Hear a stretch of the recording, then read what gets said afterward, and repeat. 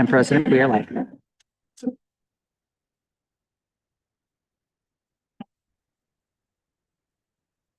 evening. Good evening. We're going to call to order. Do I have someone who will call the meeting to order? Madam President. I will be calling the meeting to order. It is now 5:02. And we will now have roll call by Dr. Potter, Superintendent and Secretary to the Board. Thank you, Madam President, and good evening, everyone. Welcome to our governing board meeting. We are on agenda item number 2, roll call. And let's begin with our board president, Mrs. Zenaida Rosario. Board vice president, Mr. Antonio Martinez. Present. Board clerk, Mrs. Eileen Lopez. Board member, Mr. Martin Arias. And board member, Mrs. Kenya Perez. Madam President, you have all 5 board members. Okay, number 3, the agenda. Do we have a motion to approve the agenda for this meeting? I'll make the motion. I'll second that. All in favor? Aye. Aye. 4, do we have any public comments or communications? No. At this time? 5, the governing board will recess to close session in accordance with section 54954.5 regarding 5.1 conference with legal counsel, anticipated litigation, 5.2 government code section 54957.6 conference with labor negotiators, 5.3 government code 54957. 5.4 conference with legal counsel, anticipated litigation. Madam President, I'd like to make a motion to recess the closed session at 5:03. All in favor? Aye. We will now go into closed session.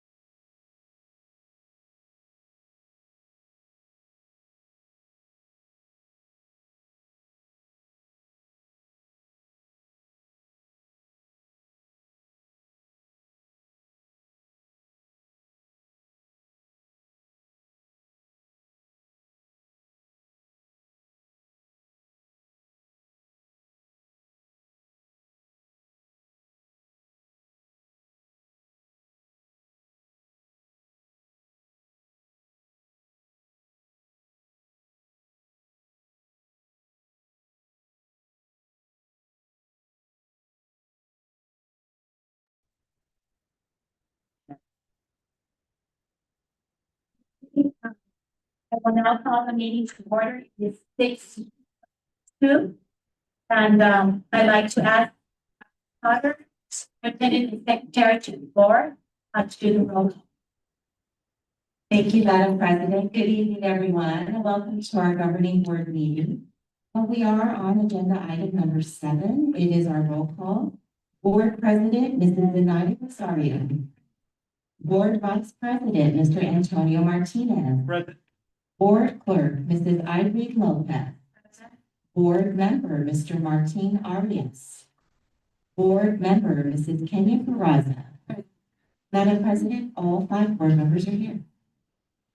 Okay, we do have one item to report from the closed session. Yes, for item, one of the cases in item 5.4, the board voted unanimously to approve entering into class action lawsuit against Veolia North America as a plaintiff. The lawsuit is being handled on a contingency basis by the Friend Law Group. Thank you very much. And now we will have a flag salute. I'd like to invite Jimena and Dine, this 7th grade, 8th grader here at SYSD. Give a round of applause. Good evening, my name is Jimena Rendan and I am in the 8th grade and attend SYSD school. Please stand for the Pledge of Allegiance. Put your right hand over your heart. Ready, begin. I pledge allegiance to the flag of the United States and to the republic for which it stands, one nation, under God, indivisible, with liberty and justice for all. You may be seated. Thank you.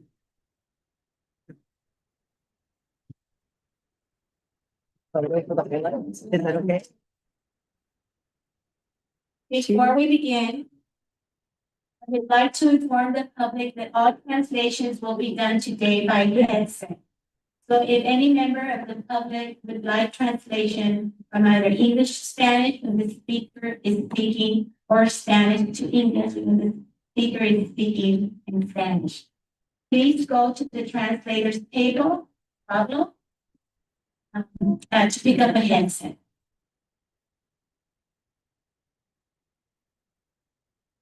Item 9, board recognitions and distinguished champions. 9.1, San Ysidro Middle School student and staff recognitions will be presented by San Ysidro Middle School Principal, Ms. Thank you.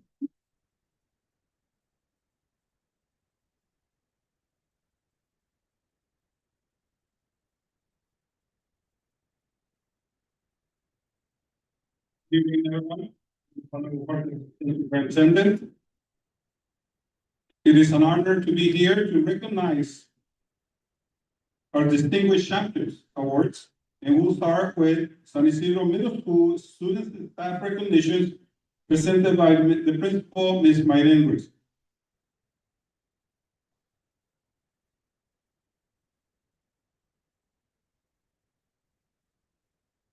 Good evening, everyone, and welcome to SYSD. We're delighted to have our board meeting tonight, and I'm very excited to present this recognition. It's really a very impressive story.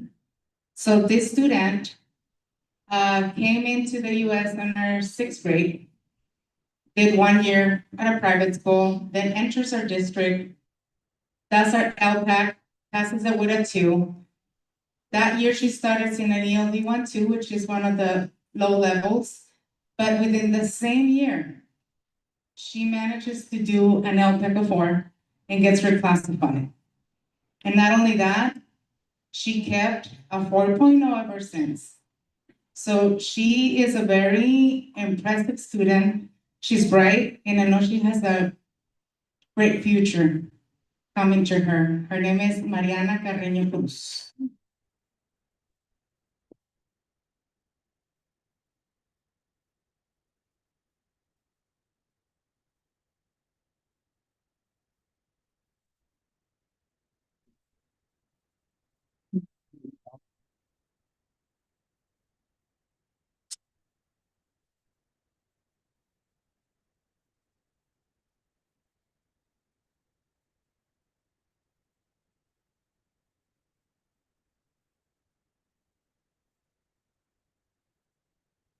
Thank you.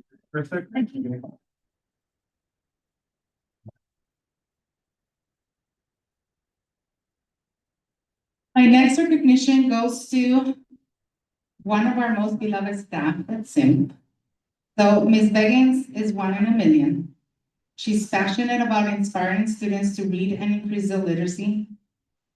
She's our librarian. She brings the book fair twice a year, has different themes in the library every month, challenges her students to guess different things. She has a book club during lunch and reads weekly to the students and encourages them to think beyond the reading.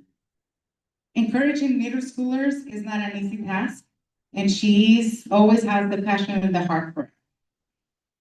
This year, she hosted the California Young Reader Medal Program, which encourages recreational reading of popular literature among the young people of her state.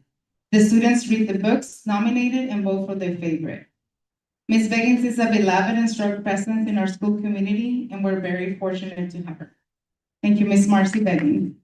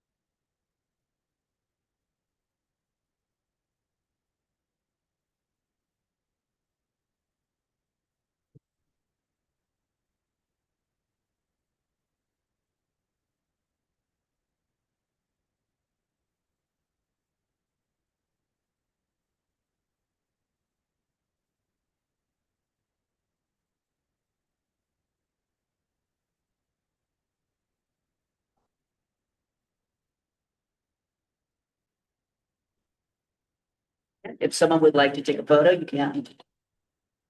Once or twice. All right, we're good.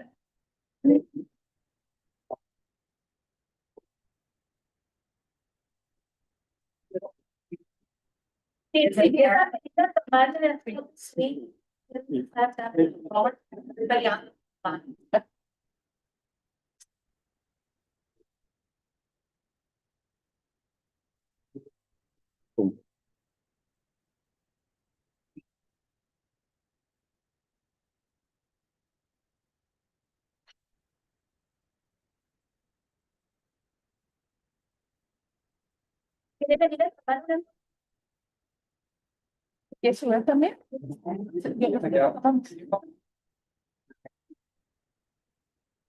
¿Te gusta subir también? Sí, yo le tomo.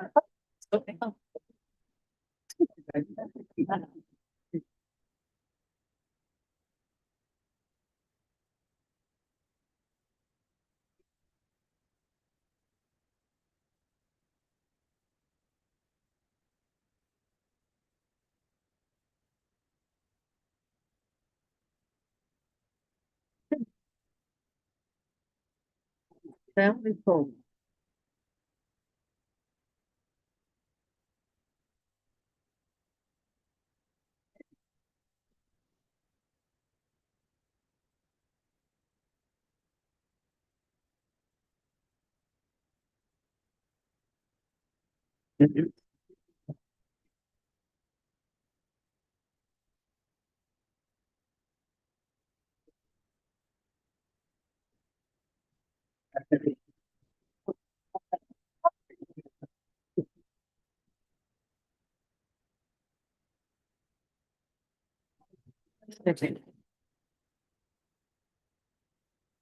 One that's also too.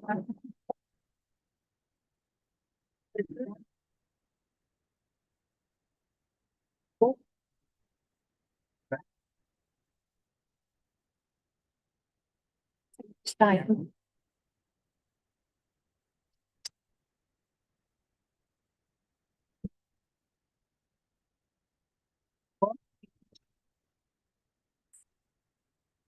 Good evening, everyone. We can give her a clap as she comes down.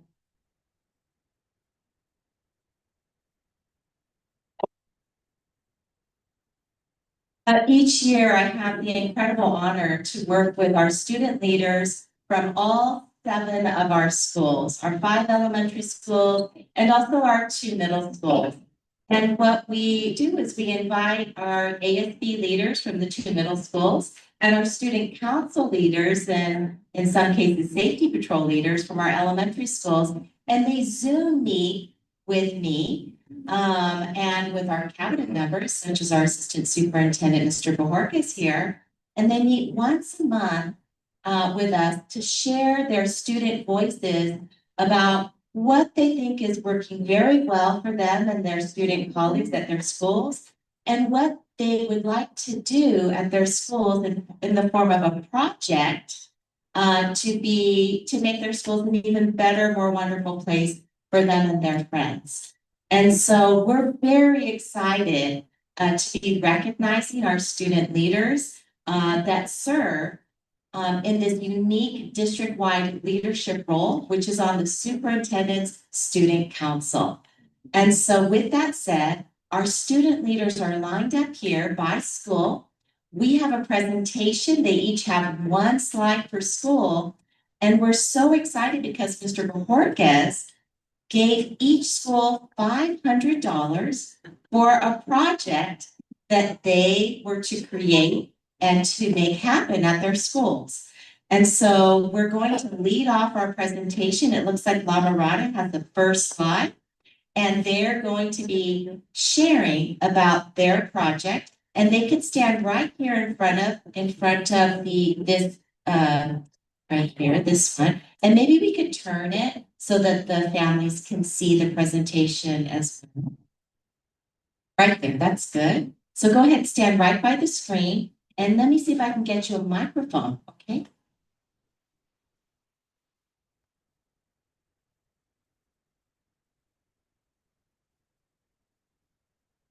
And so for each school, the principal will do the first introduction, and then each student should make sure to say your name and your grade and your role, like what is your leadership role? Okay, welcome, La Mirada Principal. Good Ms. evening, Lauren. everybody. Good evening. Thank you for having us. I'm so proud of my Eagles here. Okay, let me introduce right over here. We're gonna start with. I am student council's president. So Romero, I'm 6th grade and 6th grade representative. Sophia Marrero, very important number. All right, so if you look here. Okay, and so to explain why we asked for this, what we're doing with it, and the benefits of our project that we have. Good afternoon, everybody. We wanted to share about how we spent the $500 that the superintendent provided for us. We spent that money in equipment for sports and created a system so that all the equipment are accessible for the students and all equipment are accounted for because a lot of them often get lost.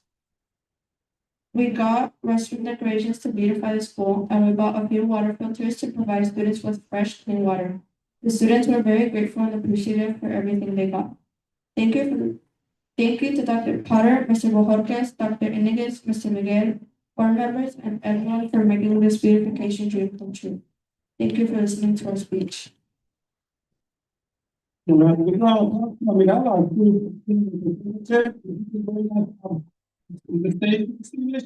Jose Salazar, student body president.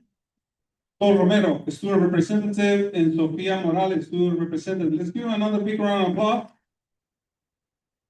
The Lord, it wasn't my money, it's not really your money.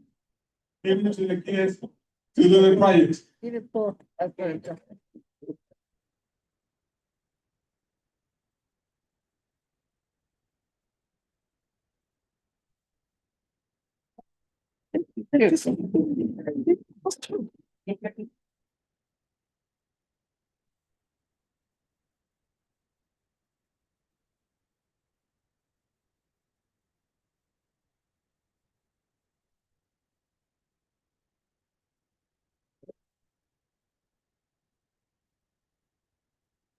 Darius, if you wanna join us to take a picture, come up front.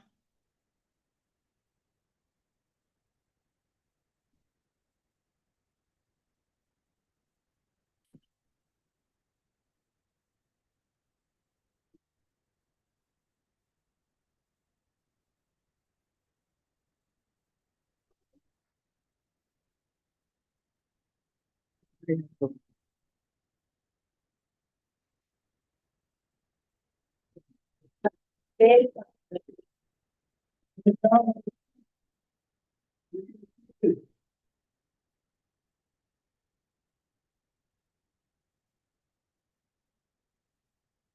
your parents that the cup is to fill it up with prizes. Okay. Our next group of students, Sunset School, Mr. Bandy.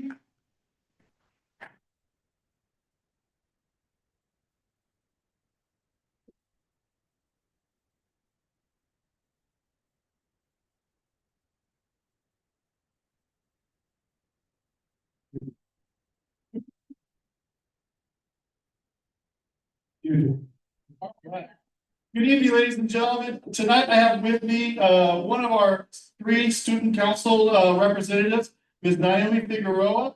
I want to let you guys know that without the other two boys here, we are still in very good hands tonight. Hi, my name is Naomi Figueroa. For our project, we rewarded our students with a ticket called Lions Pride, and every time a student is caught being kind to others, respecting the teachers, or participating in class, they are rewarded a Lions Pride ticket. Once a week on Fridays, Mr. Gandhi will do a rock, and 4 students will be rewarded with some type of prize, either a gift card or something else. Thank you. Thank you, Naomi. If you can join us with Mr. Bandy up on the stage, really appreciate it. Mr. Bandy, you were giving prizes at Sunset.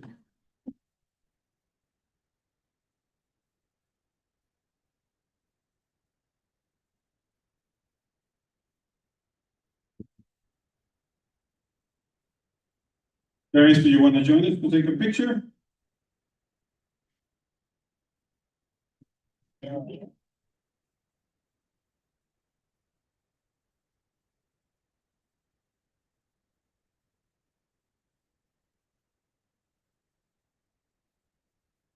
Sure.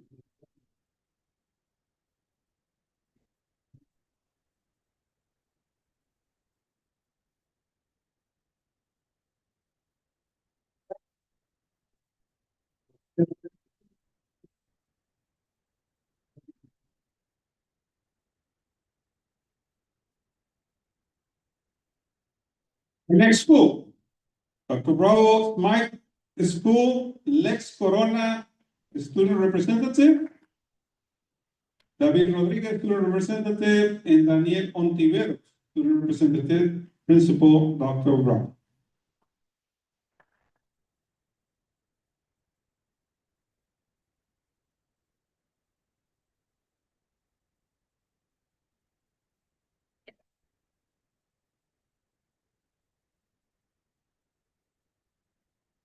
Thank you. Thank you very much, everyone. And a special thank you to our student leaders. We are missing one, but again, just like Mr. Bandy said, missing one, we're still in good hands with these two. These two have worked very hard all year. I'm really excited because I knew them as 5th graders, and now that they're 6th graders, and watch them grow into the leaders that they are. And they will begin to talk to you about our project that they're excited about. And this is David Rodriguez. Hi, my name is David and I am the leader of the Dragon Buddy program.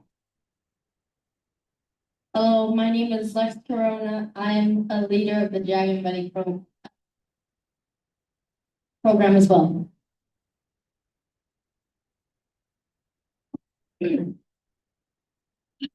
This year we started off with our roar. Our roar meaning respectful and kind, own your choices, always safe, and regulate emotions. This year we decided to buy pickleball equipment with our budget. Pickleball offers a wide range of benefits, including improved cardiovascular health, enhanced balance and coordination, and lessen mental and social well-being. This showcases our roar. It's a low impact sport that can be enjoyed by individuals of all ages and fitness levels, making it a great option for both physical and mental health. Thank you. In addition, we learned through this that pickleball is one of the fastest growing sports in the nation. So we're really excited to get our students to be a part of this. Dr. Bravo, if you could join us with your students at the stage.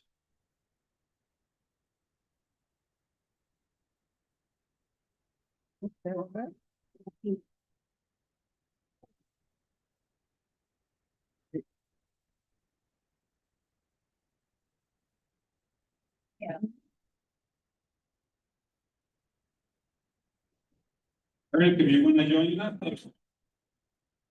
For picture.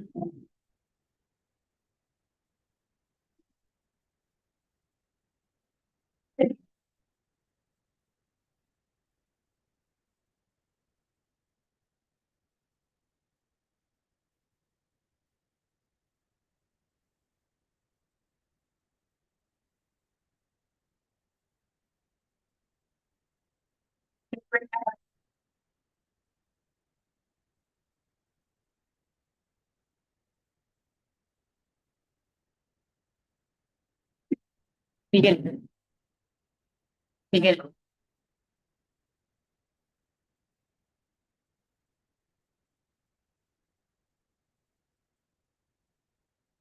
I'm taking a photo and then I'm gonna have it turn.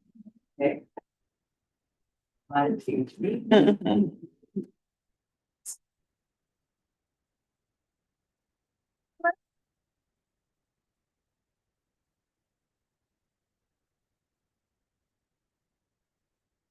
Let's give another big round of applause to Mike Elementary.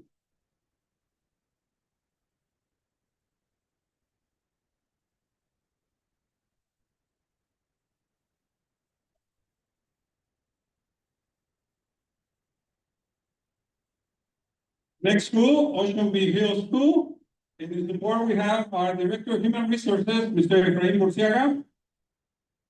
Kevin Apokpa, Safety Patrol Student Leader, Aiden Bartuli, Safety Patrol Student Leader, Annette Duran, Safety Patrol Student Leader, Justin Patriarca, Safety Patrol Student Leader, and Victor Villanueva, Safety Patrol Student Leader.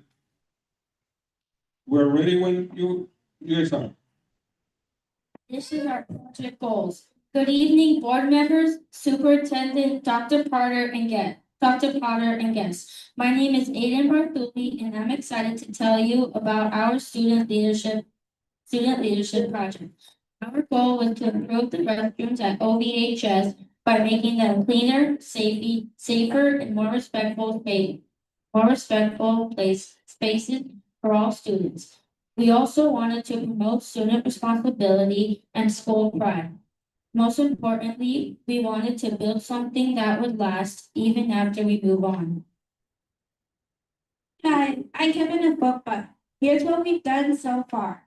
We've already designed and created positive stickers to go on restroom mirrors and doors. We have also ordered a poster printer to help create positive messages for the campaign. Our team has worked with the principal to approve supplies like air fresheners and trash cans. Last but not least, we have coordinated our restroom respect campaign as a student-led effort. What's next? Hello, I'm Miss and here's what's next. Getting ready to install all our supplies and officially launch the campaign. Working with student ambassadors to encourage everyone to also be tracking cleanliness and using feedback to improve more next year. We as students have heard. Hi, I'm Justin Wynn, Patriarca, and this is what we have learned for this project so far. In this project, we have learned so much. We have learned how to turn student feedback into action. We learned how to work with a real budget. We saw how teamwork and planning could be a real impact. And we also saw how, sorry, and we learned that student voice truly matters. We're proud of what we're proud of what we have created together.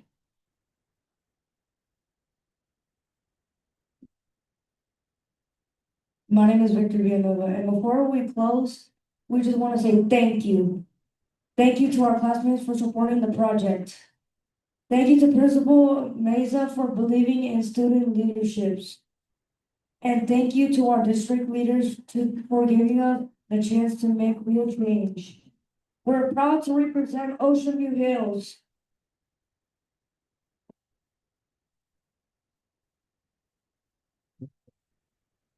Ocean View Hills Leaders in Action. If you can join us up stage for a picture.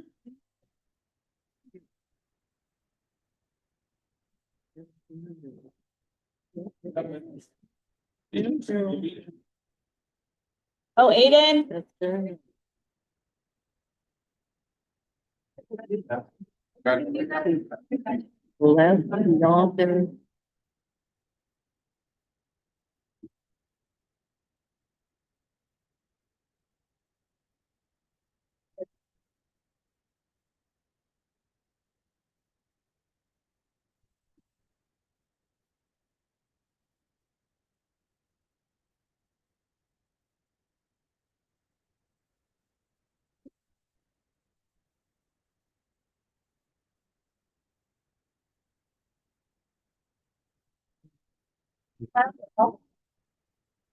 Parents, if you want to take a photo.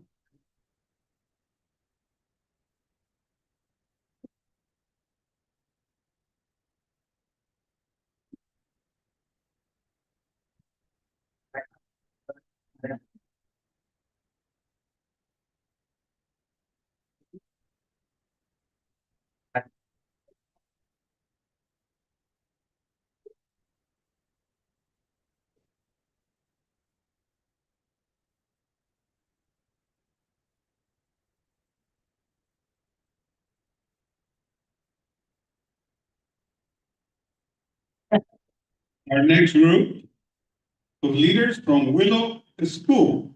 Principal Ms. Delma Ike Garcia, President. Roberto Campoema, Vice President. Michelle Arriola, Post Secretary. Emma Hasto, Post Secretary. Braxton Lechuca, Treasurer. And Aria Llamas, Co-Public Manager. And Maya Rincon, Public Manager. Willow Elementary.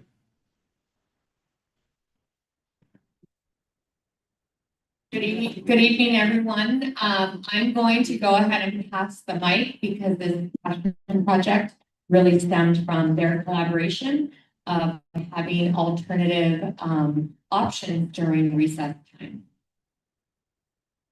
Good morning, Dr. Potter and guests. My name is Ike. I'm from sixth grade, and my school site council role is being the president. Hi, Dr. Potter and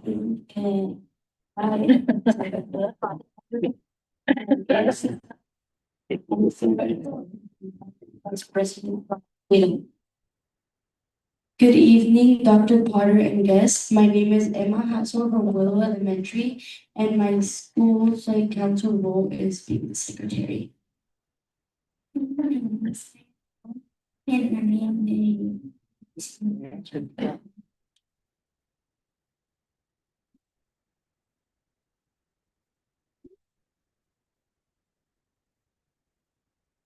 We're currently planning rules and expectations for the games. All the stuff the kids are planning. You go to the one.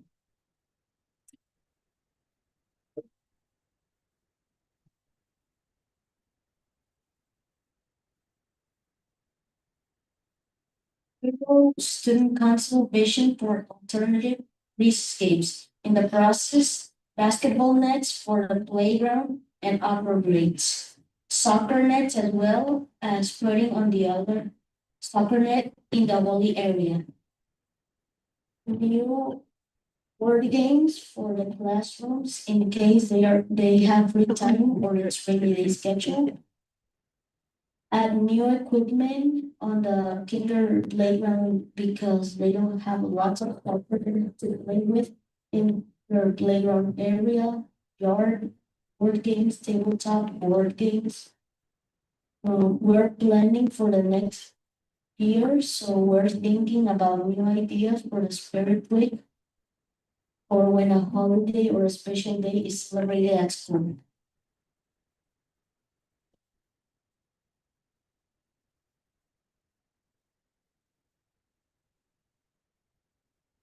And I just want to say thank you to my teacher, Miss Marine, back there.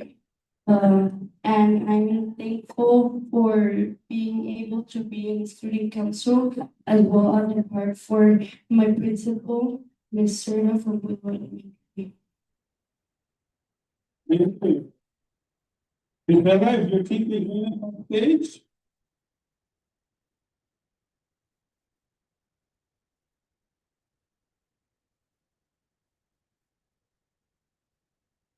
Congratulations. Congratulations. So.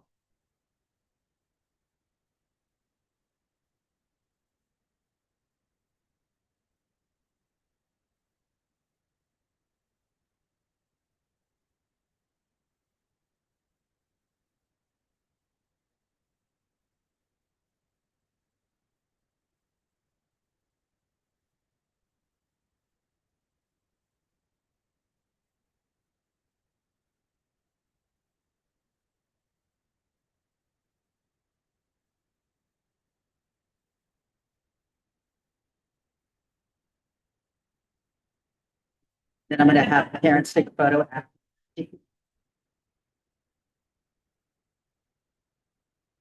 Three, two, one. Parents, if you would like to come up, padres de familia, si quieren tomar foto.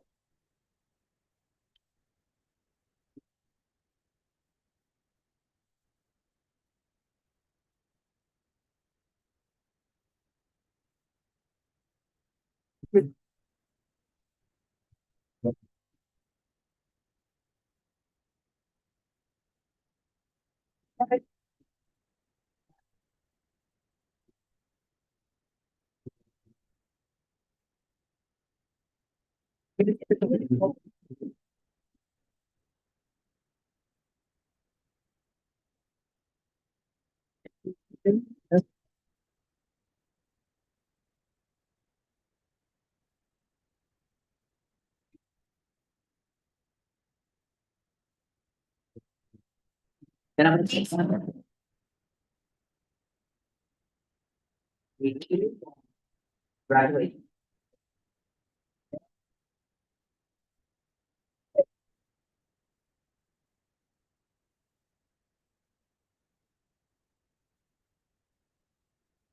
Congratulations with those two students. Our next school, San Ysidro Middle School, Principal, Ms. Ruiz. Here we have Jimena Orendain, ASB President, Claudia Mueller, ASB President, Vice President, Rihanna Maldonado, Student Representative, Saul Cerveros, Student Representative, and Iker Loreto, Student Representative. Ms. Ruiz? Hi, everyone, we're Sims. So our team is very excited to beautify our school and to leave a mark, with the student voice. So I'm gonna let them introduce and talk to you about the project we're working. Good evening, everyone. My name is Iker Loreto, and I'm a representative for 7K. Good evening, everyone. I am ASB president, and this year's goal is to beautify our school campus. We're just gonna plan activities for it. Our goal this year was to create like activities with student and staff collaboration to make our school a better place. Thank you for this budget and for having the chance to be here.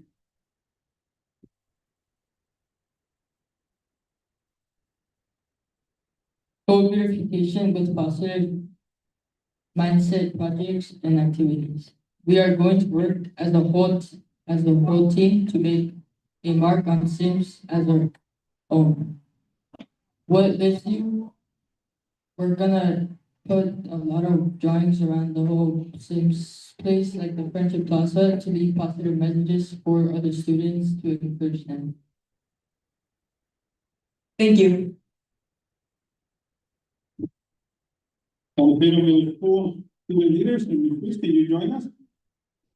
Just a notice, as the students are leaving in the party, we have cookies and water.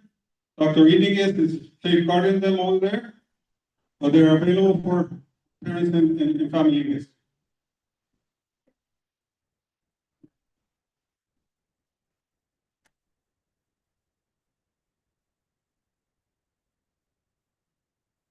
Another big round of applause for the Ysidro Middle School.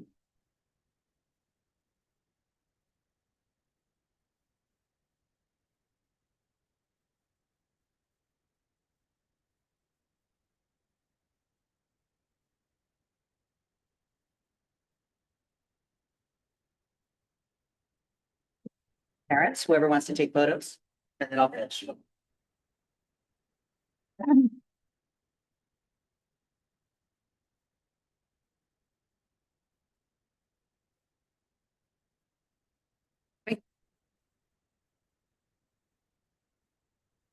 Want her to come up? Hi, thank you.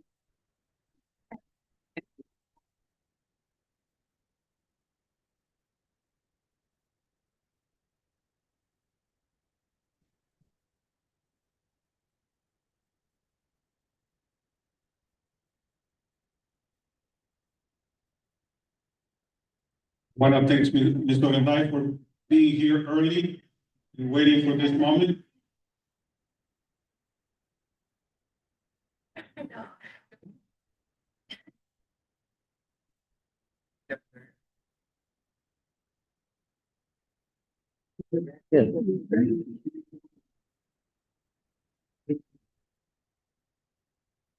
Other camera.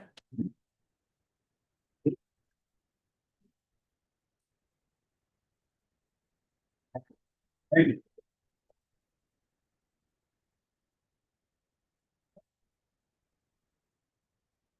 Congratulations, San Ysidro Middle School student.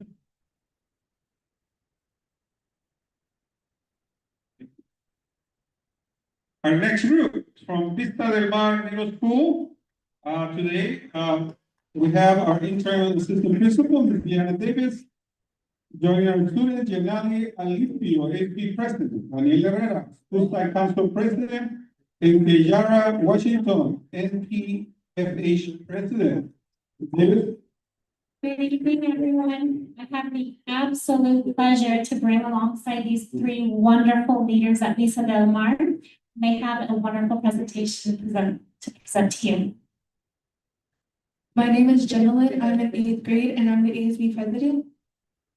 I'm Kiara. I'm the No Place for Hate president and I'm in 8th grade. My name is Daniel Herrera Junior, and I'm in 7th grade, school site council president. So for our project with the $500, we did a survey and a lot of people wanted like sports equipment and they wanted like new water fountains, but we just spent like the money on sports equipment. So we spent like on like volleyball, soccer balls, and we even had it on like soccer nets as well for the students to use at the school. We got basketball nets, kickballs, a bunch of footballs, and things they might enjoy. So, because of our old sports equipment was deteriorating and just not good for our students. And in the survey, we had 245 participants, which is 45% of the school. And the top 3 things that they most liked were their friends, the staff, and sports. I want to thank and the board for allowing us to have this opportunity to use the money wisely on things that we needed for our school. Thank Ms. Davis and Ms. Avila for everything they have done for us and for being such a amazing superintendent. I also want to thank Mr. Bandy and we welcome you back to VDM.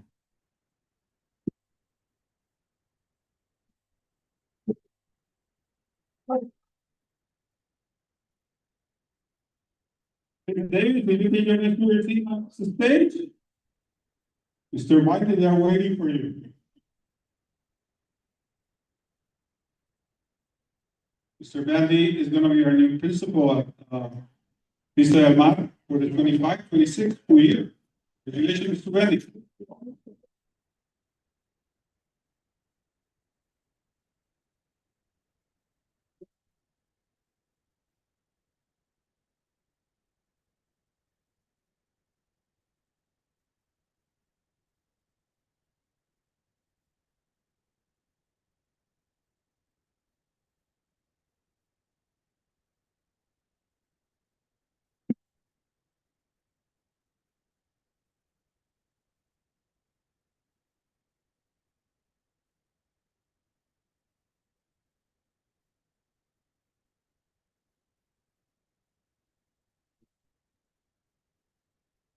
Other parents that want to take a photo?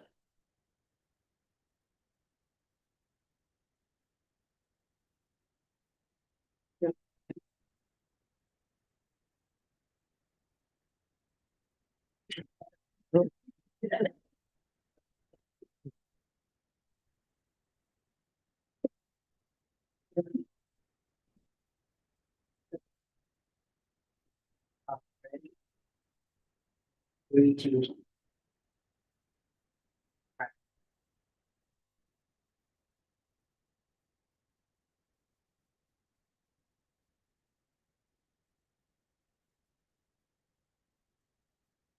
That concludes the part of our superintendent, student council leaders for the 24-25 school year. And we'll move on to La Mirada Elementary School Visit Recognitions. If I can have Ms. English join us up the stage to present an award to two students that they were demonstrating the qualities of a leader and also the commitment to their learning while the cabinet visited La Mirada Elementary School this school year.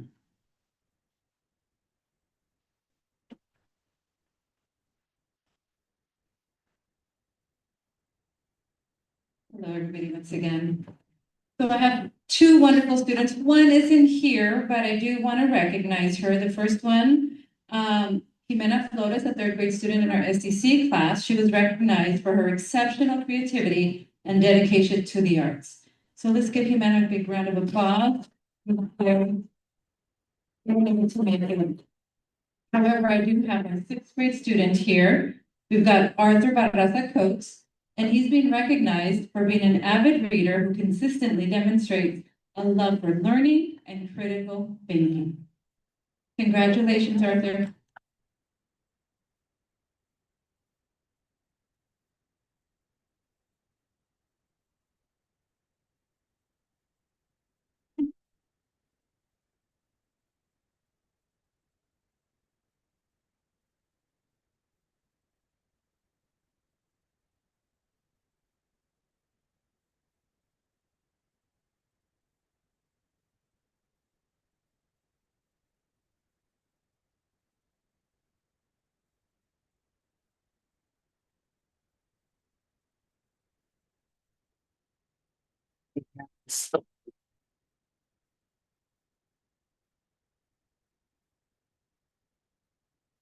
Congratulations.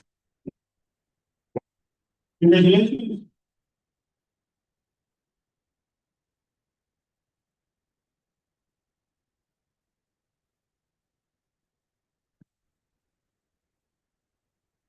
Our next group is our district spelling bee participants. As I call your name, if you can please join us on the stage.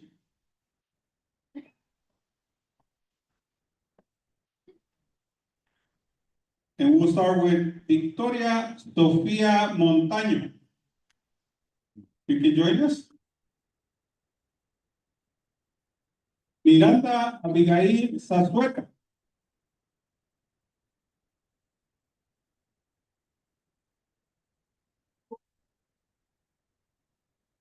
Trini Alexandra Santillán.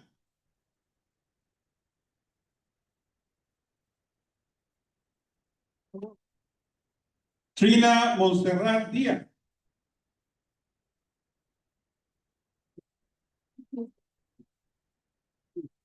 Sofía Morales.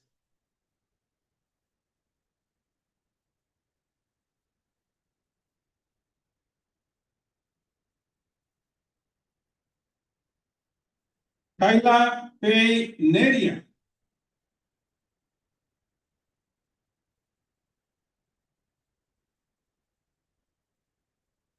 Santiago Núñez.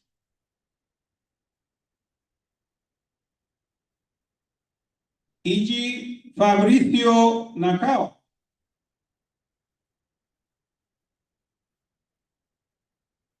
Fidel Osuna Jr.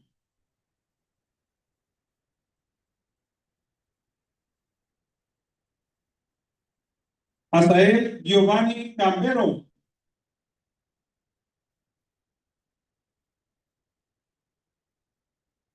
Charetzi Sobeida Sandoval.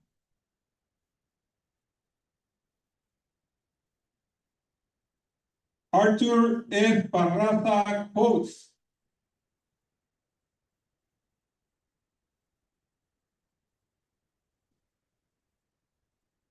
Lex F. Corona Velázquez. Sofía Isabela López.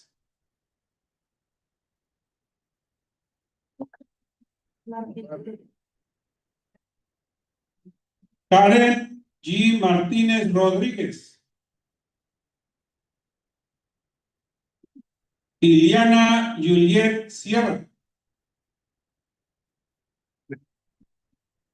Marcos Sánchez Jr. Ailia Lobo Darwin.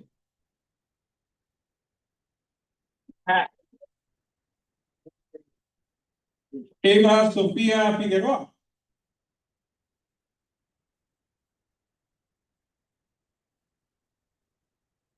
Kai Lorenzo Green.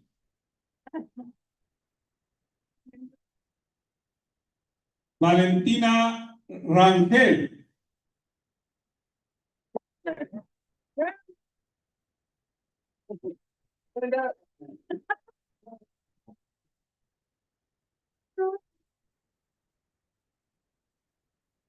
Dayana Campa Cardoso.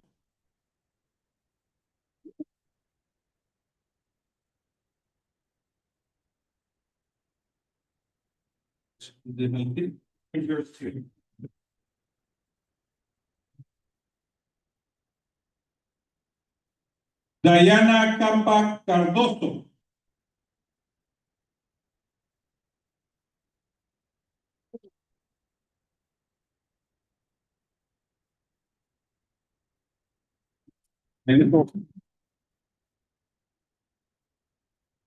Naomi Angela Figueroa.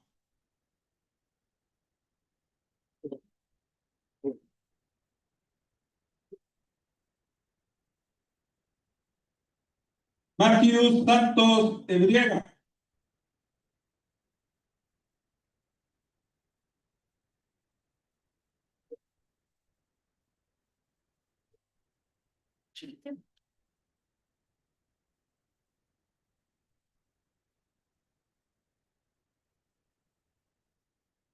Harold Kim.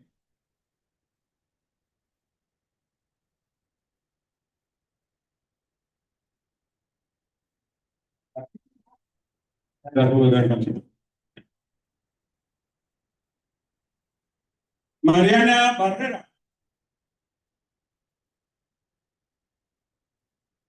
David Salazar.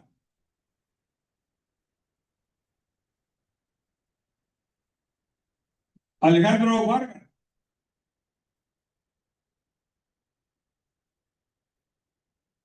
Raymond Barrera. Eduardo Coronado. Jerry Herrera. Kathy Applegate. Melanie Leeds. Eva de Vaca is one of our judges. Gloria Mena, another one of our judges. Sandra Guzman. The staff that collaborated at the spelling bee. Our winners for third grade, Sofia Figueroa from Sunset.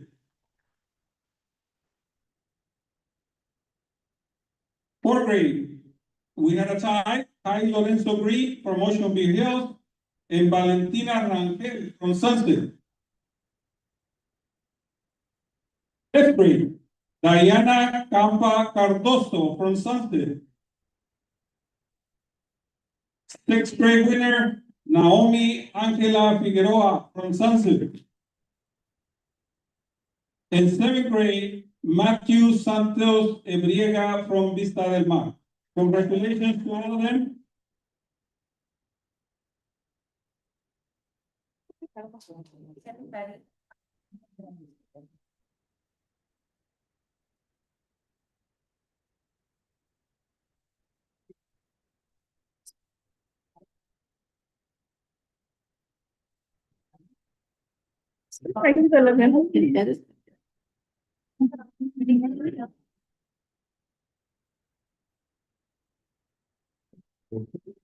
Let other parents that want to take the photo. It's not tiny.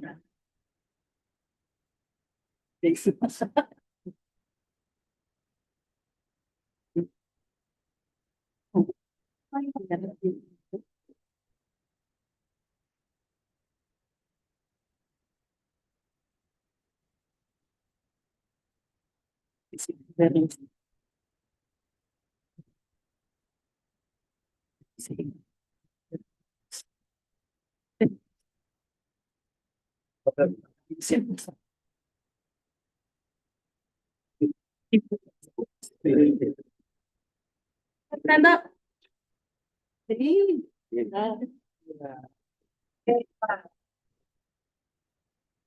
Big round of applause for family participants and winners.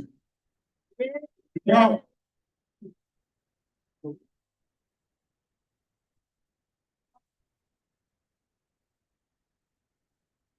So Potter are gonna come in with a big smile tomorrow to work. Our next group, from the San Ysidro Women's Club 25th anniversary. If we can join us to provide a recognition to the Teddy Bears for Kids Student Logo Competition winner. Okay.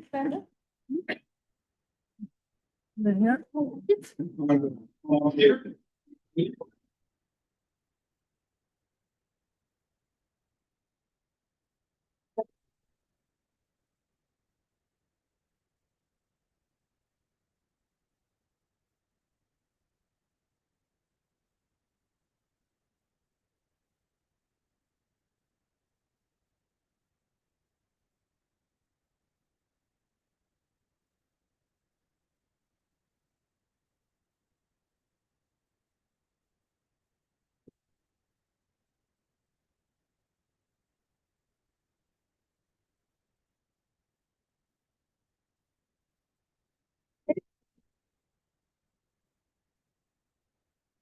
Good afternoon, good evening, everyone. Board members, Superintendent Dr. Potter, and everyone present. My name is Vanessa Chavarin, and I'm the president of the San Ysidro Women's Club. We are pleased to be here this afternoon to inform you and invite you to everyone to the 25th anniversary of our Teddy Bear for Kids event. This year, we will be 25 years doing these events to our community kids in San Ysidro.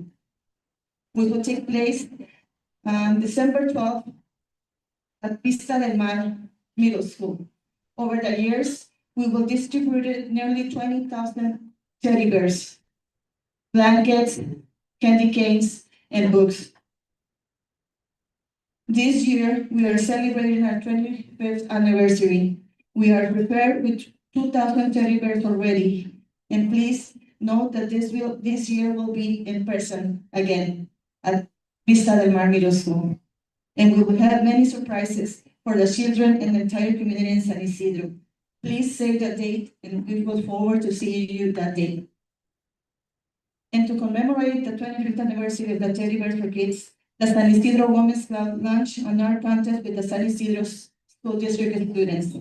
This afternoon, we are pleased to recognize the winning student. However, we thank and acknowledge all the participants, the students, and it was truly difficult to choose one of our designs.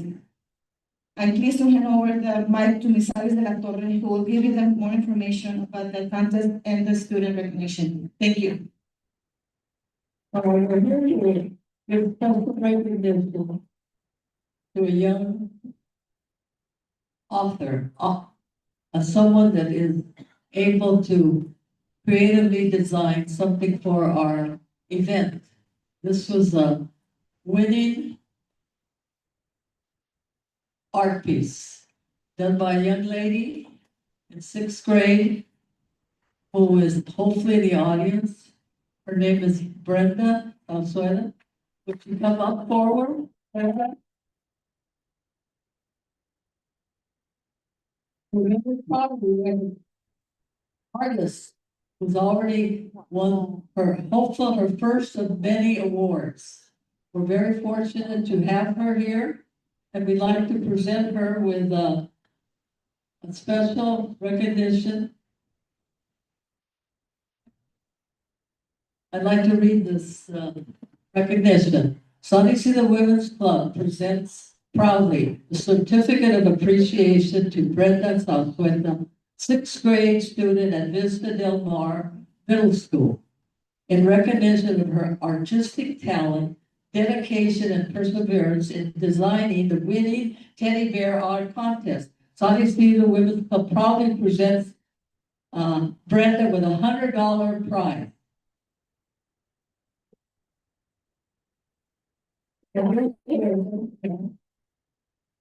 However, we have one more item to discuss. Besides having a winner, we're going to do something with that winning piece. And I'm going to have one of our members in our club share what we're going to do with this piece. It's not going to just stay on that frame. It's going to be widely distributed. She's going to tell you the details. Good afternoon. In commemoration that we're having our 25th anniversary, which is a big, big event for us, we are planning on putting this teddy bear in switch. It's our 25th anniversary. So you'll get more information. But Brenda, you're going to be famous.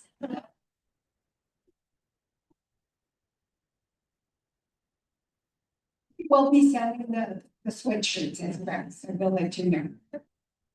But please, I hope, save the date, December the 12th, and it'll be in Ocean View Hills. Excuse me, it's thank you. Another thing we've asked, the district has asked for permission we want to put your artwork on display at the district office. So we're going to get coordinated with the superintendent and with our right hand over here, Miguel, to put it on display, because we're very proud that you won this award, and hopefully you're going to go on to bigger, better things. And remember, San Ysidro, never forget your roots, San Ysidro. Thank you very much.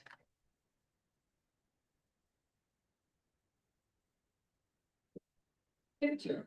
Yes.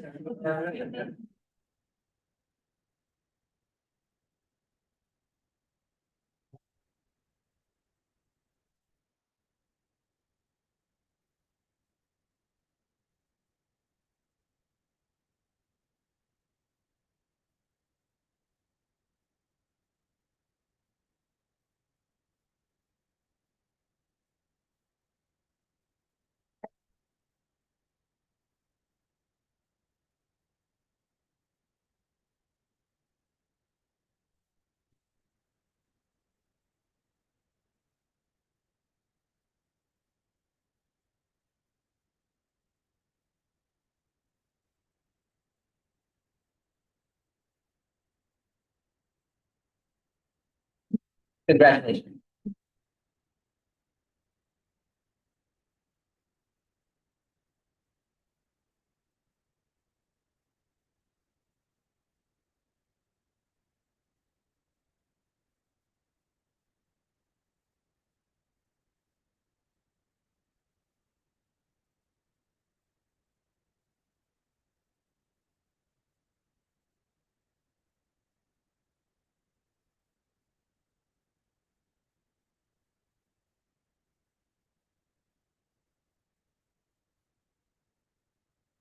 I'd like to recognize tonight from the district-wide mental health awareness school logo competition.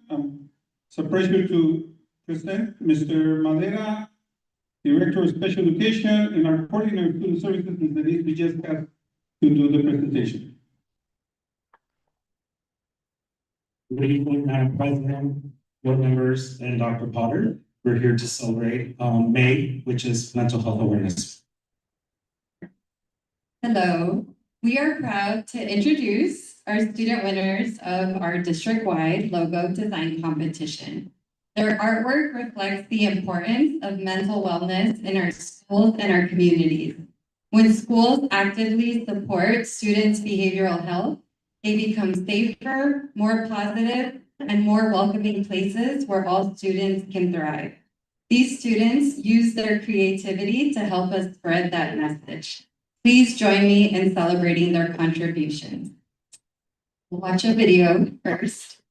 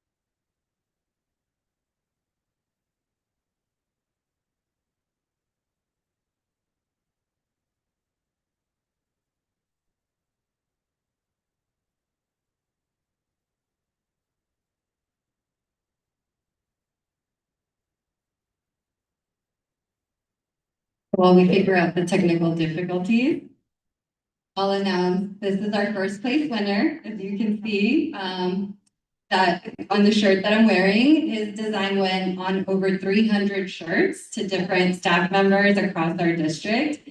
And that is Kevin Afokba from Ocean View Hills Elementary.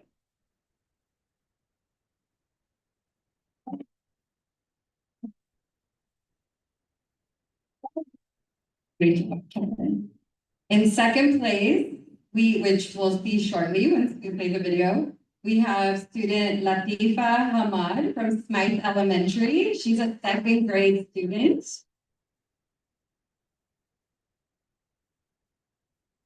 And in third place, we have Camila Martel from Willow Elementary, who is a sixth grade student. Hi, Camila.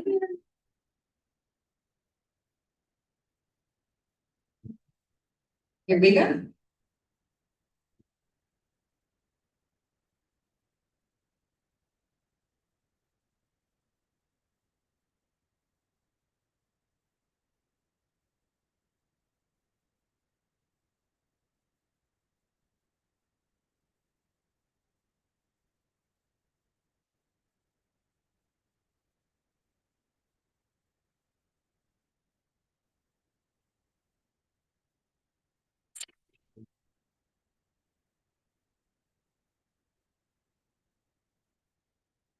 You can see we received hundreds of submissions from our students, and we wanted to highlight their talent and their incredible work on our teacher logo competition for Mental Health Awareness Month. Thank you.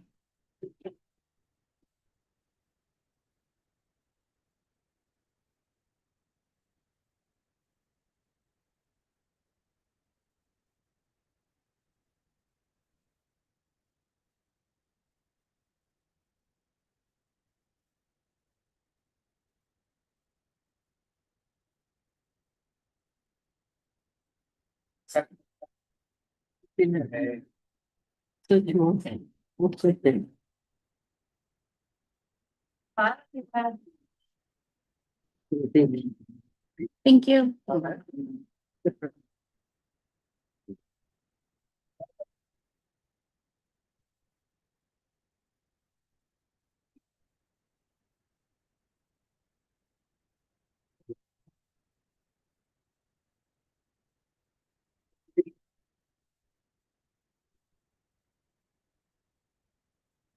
This concludes our section of presentations tonight. Next item is 10, public.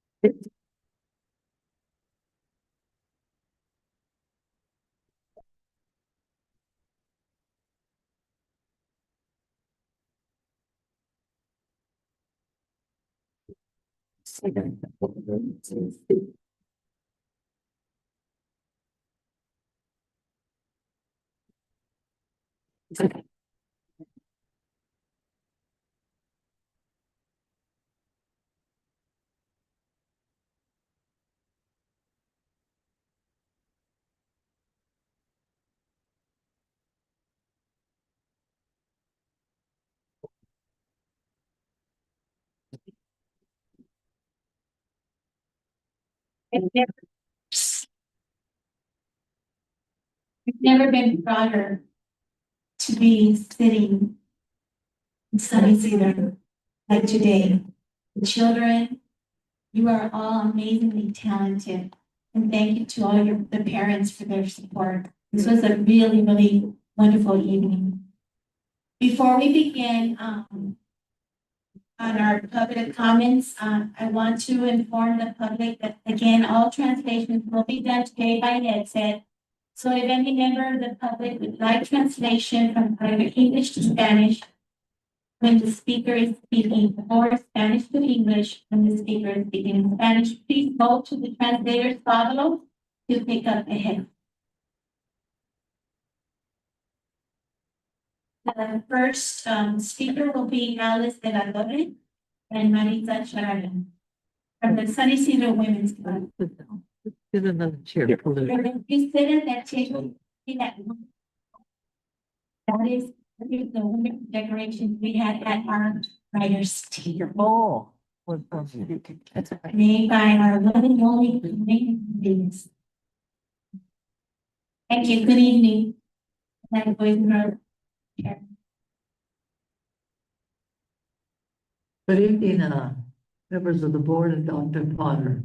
We're very pleased to come to share. The San Ysidro Women's Club has two major projects, the teddy bear, and now we're talking about our second and very important project, the scholarship project called the endowment project. We are hoping to raise $500,000 so that our scholarship will be in perpetuity, that students in the San Ysidro Elementary and the San Ysidro High School will forever receive scholarships. This year, we're awarding 34 incentive awards, $100 each, and 25 high school scholarships, $25,000. And this money will hopefully be in perpetuity for years to come. And we'd like to share a letter that we received today.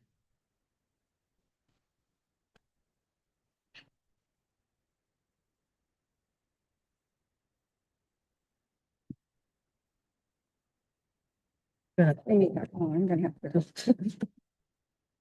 Good evening. I'm gonna read this letter. First of all, my name is Marta Jacobo, and I'm a proud retired teacher from the San Ysidro School District. And after I retired, I became very active in the Women's Club as well as Friends of the Library. So with great pleasure, I'm going to read this letter. It is a great pride and deep appreciation that Community Health Group provides a check in the amount of $50,000 to the San Ysidro Women's Club in support with Grace Kojima Scholarship Endowment. This donation is more than a financial contribution. It is a reflection of our enduring respect for the important work your organization has done and continues to do so for the young people of San Ysidro. To Grace Kojima Scholarship represents everything we value as a community-based organization, creating opportunities, honorary legacy, investing in the future. By supporting students at the San Ysidro High School, the San Ysidro Women's Club is helping to break down barriers build confidence, and open doors to higher education and brighter future. These scholarships not only change individual lives, but strengthen families, neighborhoods, and the broader San Ysidro community. Community health groups' roots are deeply tied in San Ysidro, and we have always believed in the power of local organizations to transform lives. We are especially proud of our long-standing partnership with the San Ysidro Women's Club and have always admired your dedication in empowering youth, winning community engagements, and uplifting those in need. Your consistent focus on education and service is a model of leadership and compassion. Thank you for continuing to be sources of hope, strength, and inspiration. We are honored to support this effort and look forward to witnessing the continued success of students who benefit from our generosity and vision. Thank you for all that you do for the students, for the community, and for the legacy of Grace Wajima. Mil gracias, Norma Diaz, Chief Executive Officer. Thank you. Thank you.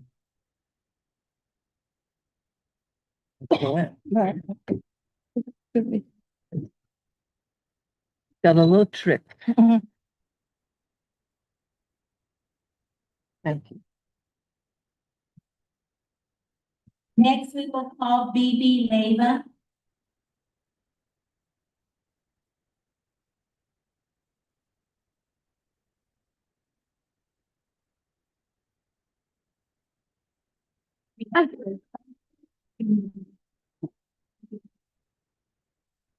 My glasses. Oops, sorry.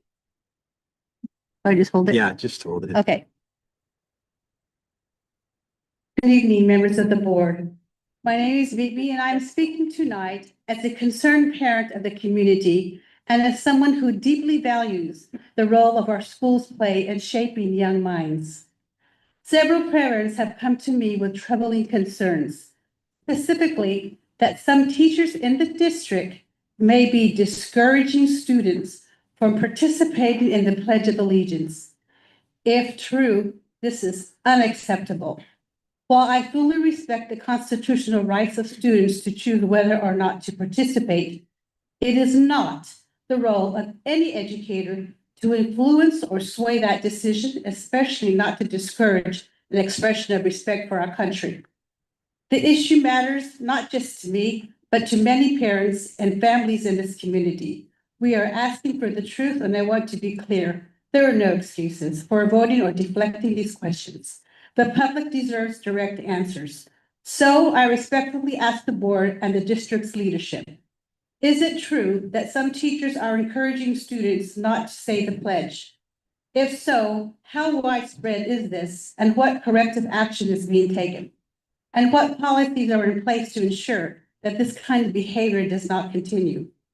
This is not about politics, it's about principle. The Pledge of Allegiance is a foundational expression of unity and civic identity. If students choose not to participate, that is their right, but they should never be pressured or guided into that choice by someone in a position of authority. Again, I urge the board to take this concern seriously. Please do not sidestep this issue by saying it's not in the agenda. Our fallen heroes, my father, my uncle, all deserve better. Our upcoming Memorial Day deserves better. So please just answer us tonight. Our community deserves a full, honest response and a commitment to uphold the values we expect in our schools. Thank you.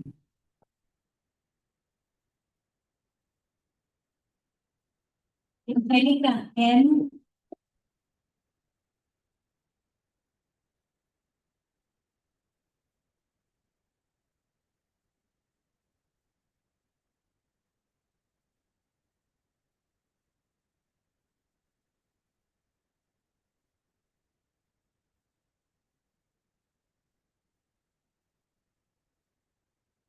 You have 3 minutes. Can you see the clock from there? Yes. Okay. Can you guys hear me?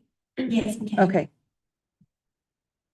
My name is Angelica Martinez, and I'm here tonight, not just as a concerned citizen, but as a mother who deeply cares about the future of our children.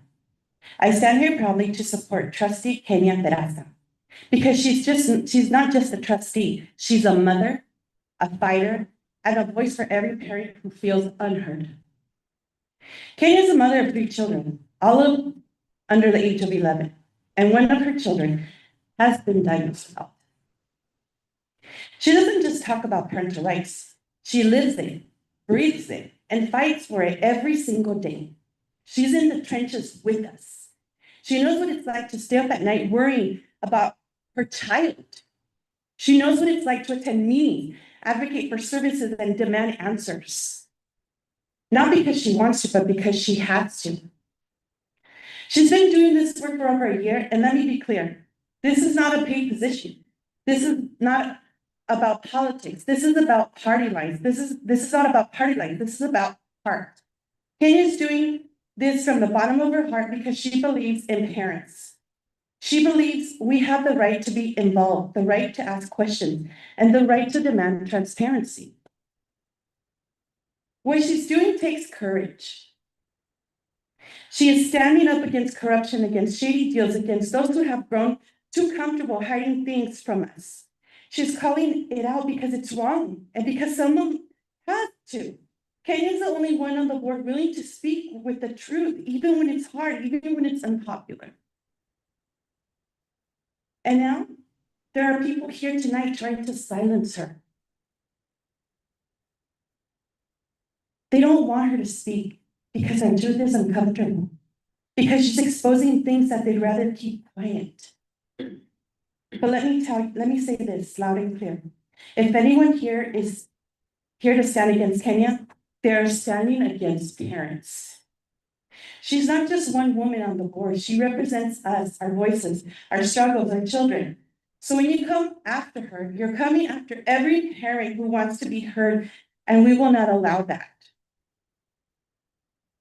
We are tired of being ignored. We are tired of being pushed aside. And we are tired of being told that we don't know what's best for our children.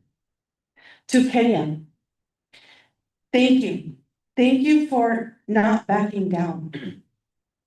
Thank you for using your voice when so many others stay silent. Thank you for fighting for our children like they're your own. Because they are. They're all of ours. We've got your back now and always. Thank you.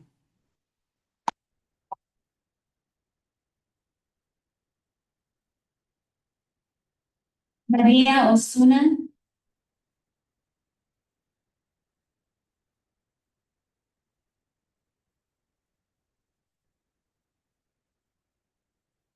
You have 5 minutes. Va a estar hablando en español usted, ¿verdad? Sí.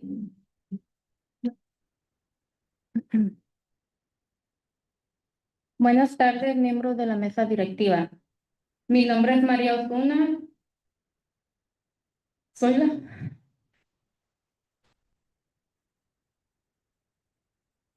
Fuerte. Soy la mamá de Adrián Montaño, estudiante de 7º grado con IEP en la escuela secundaria San Ysidro mío. Estoy aquí porque el 24 de abril mi hijo fue agredido violentamente por otro estudiante en la escuela. Lo golpearon en la cabeza más de 5 veces y nadie intervino. Hasta el final, varios niños estaban grabando. Pero la escuela no me dijo la verdad. Me dijeron que Adrián se había lastimado jugando fútbol. Cuando vi el video, me di cuenta de que eso no era cierto. Fui a hablar con la directora y ella me dijo que ya había visto el video el mismo día del incidente.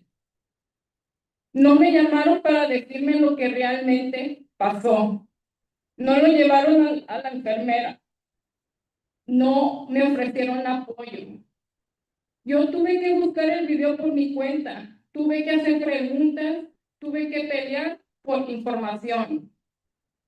Después de eso, mi hijo ya no quiere regresar a la escuela. Tiene ansiedad, dolor de estómago, no duerme bien. Yo llené un formulario de salud y pedí ayuda. Pero en vez de ayudarme, el distrito canceló su reunión de IEP cuando supieron que iba a ir con una defensora de Vive United. Un maestro me dijo que Adrián puede reprobar por las ausencias y por tareas, pero ¿cómo va a regresar a la escuela si tiene miedo y nadie le ha ofrecido apoyo? Esto es lo que estoy pidiendo, una investigación completa del incidente del 24 de abril, incluyendo todos los videos, que se me entreguen los registros de enfermería, disciplina y cualquier seguimiento. Una reunión urgente de IEP para apoyar a mi hijo. Que el distrito deje de cancelar reuniones cuando los padres llevamos a alguien que nos ayuda. No estoy aquí para pelear, estoy aquí para proteger a mi hijo. Él tiene derecho a estar seguro, tiene derecho a recibir toda ayuda y yo tengo derecho de la verdad. Gracias.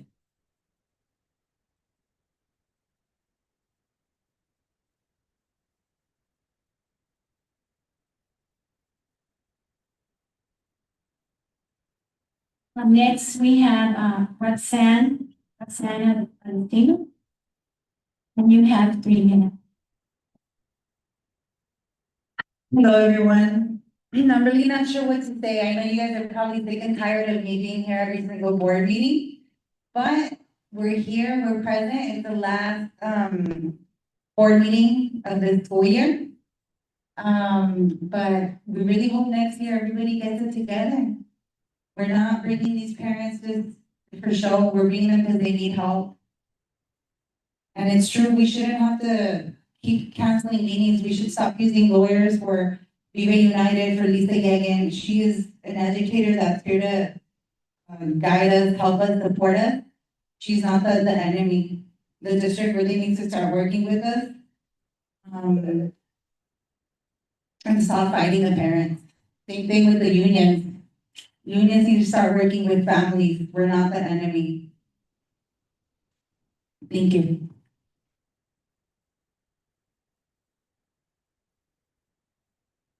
Jennifer Villanueva.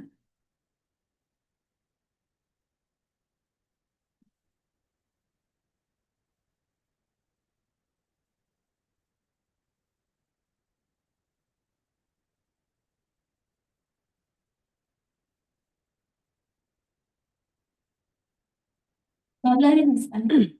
Tengo 5 minutos. Gracias. Gracias.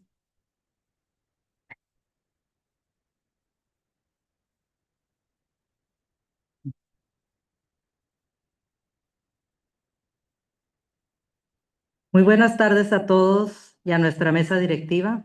Soy Jennifer Villanueva. Actualmente soy madre de familia de Ocean View Hills Elementary. Estoy aquí para dar un mensaje de agradecimiento a todo el personal de esta escuela en general. Se cumple un ciclo con mi hijo en Ocean View Hills, un ciclo lleno de vivencias y aprendizajes tanto como para él como para mí. Estamos preparándonos para Vista del Mar. Quiero agradecer a todos los maestros de Ocean View Hills que estuvieron en las diferentes etapas de mi hijo. Miss Lepe, Mr. Lagarda, Miss Carranza, Mr. Clemenson, entre otros muchos que siempre estuvieron esforzándose día a día dirigiéndose en el camino. También a todo el equipo de educación especial, Miss Raigosa, Miss Ponce, equipos de RSP, Speech y OT. Pero sobre todo a las tías Aime Vázquez y Lidia Ángel, que fueron para mí, para mis hijos, como parte de nuestra familia, demostrando siempre empatía, dedicación, esfuerzo y profesionalismo, pero sobre todo amor hacia él. Y gracias al director de Educación Especial, Oscar Madera, que fue un pilar en todos estos apoyos. Quiero decirles que en todos estos años fueron altas y bajas las experiencias que vivimos, pero me quedo con lo mejor en mi corazón. El aprendizaje, los logros y la gran oportunidad que me brindaron de poder participar por los últimos 7 años en todos nuestros comités de padres.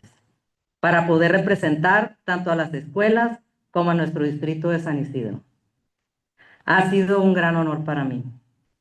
Esto ha marcado la diferencia para poder ver los éxitos obtenidos tanto para mis hijos como para muchos de nuestros alumnos en todo nuestro distrito, porque la meta no es uno, la meta son todos.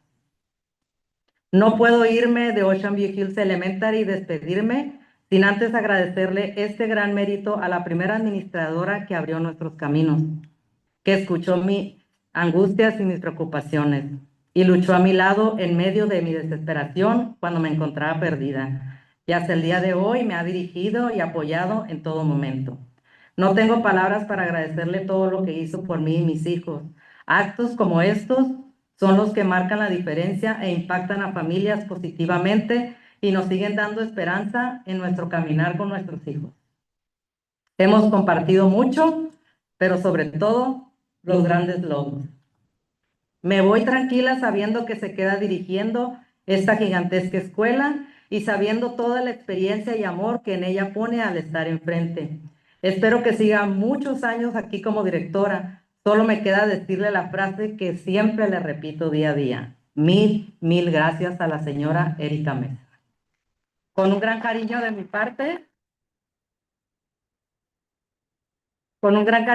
parte, que se queda con ustedes. Espero poder seguir apoyando y servirles a todos ustedes en todo momento a nuestro distrito. Gracias por este espacio. Gracias por la oportunidad de poder expresarme. Dios les bendiga. Thank you, Ocean View Hills. Gracias.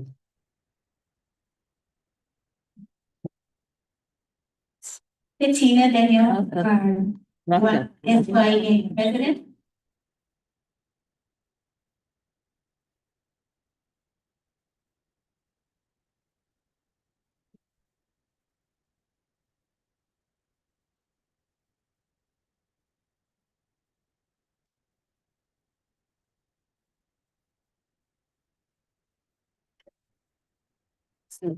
Katina, you have 5 minutes. Thank you. Good evening, members of the school board, trustees, and community members. I stand before you today as an advocate for our SYEA and hardworking educators and support staff who have dedicated their lives to nurturing the students in our district. It is with deep concern and urgency that I address this issue yet again about the disrespect our teachers are experiencing from parents and members of the community. Our educators and support staff are the backbone of this district. Day in and day out, they go above and beyond to meet the needs of their students, academically, emotionally, and socially. Teachers are more than just instructors. They're mentors, they're caregivers, and champions of every child who walks through their classroom doors. However, when community members engage in intimidation tactics, they not only disrespect the teacher, but they also threaten the very foundation and trust of collaboration that makes education possible. This is unacceptable on all levels, and we expect the members of the board to address these concerns by protecting its members. Every district employee, from teachers to support staff, deserves a workplace free from harassment and fear, a workplace where they feel safe, valued, and supported. It is the responsibility of the district and each one of the board members to ensure that safety.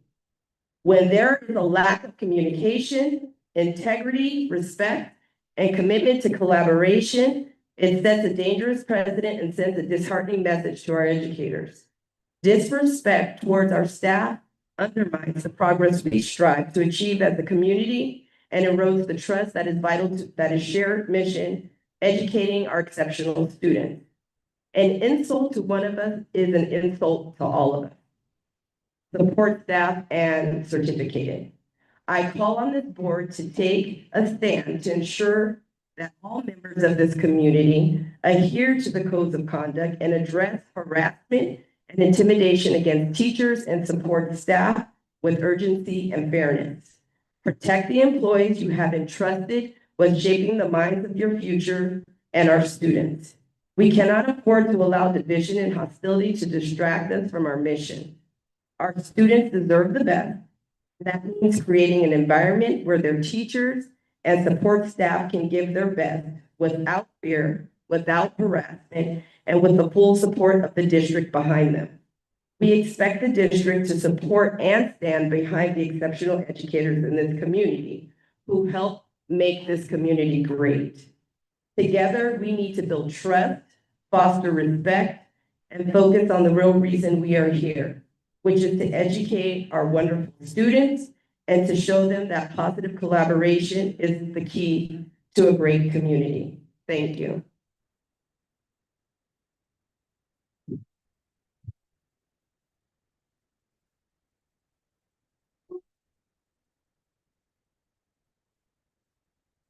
Now we will move to items from the board and superintendent, and I will begin with Kenya.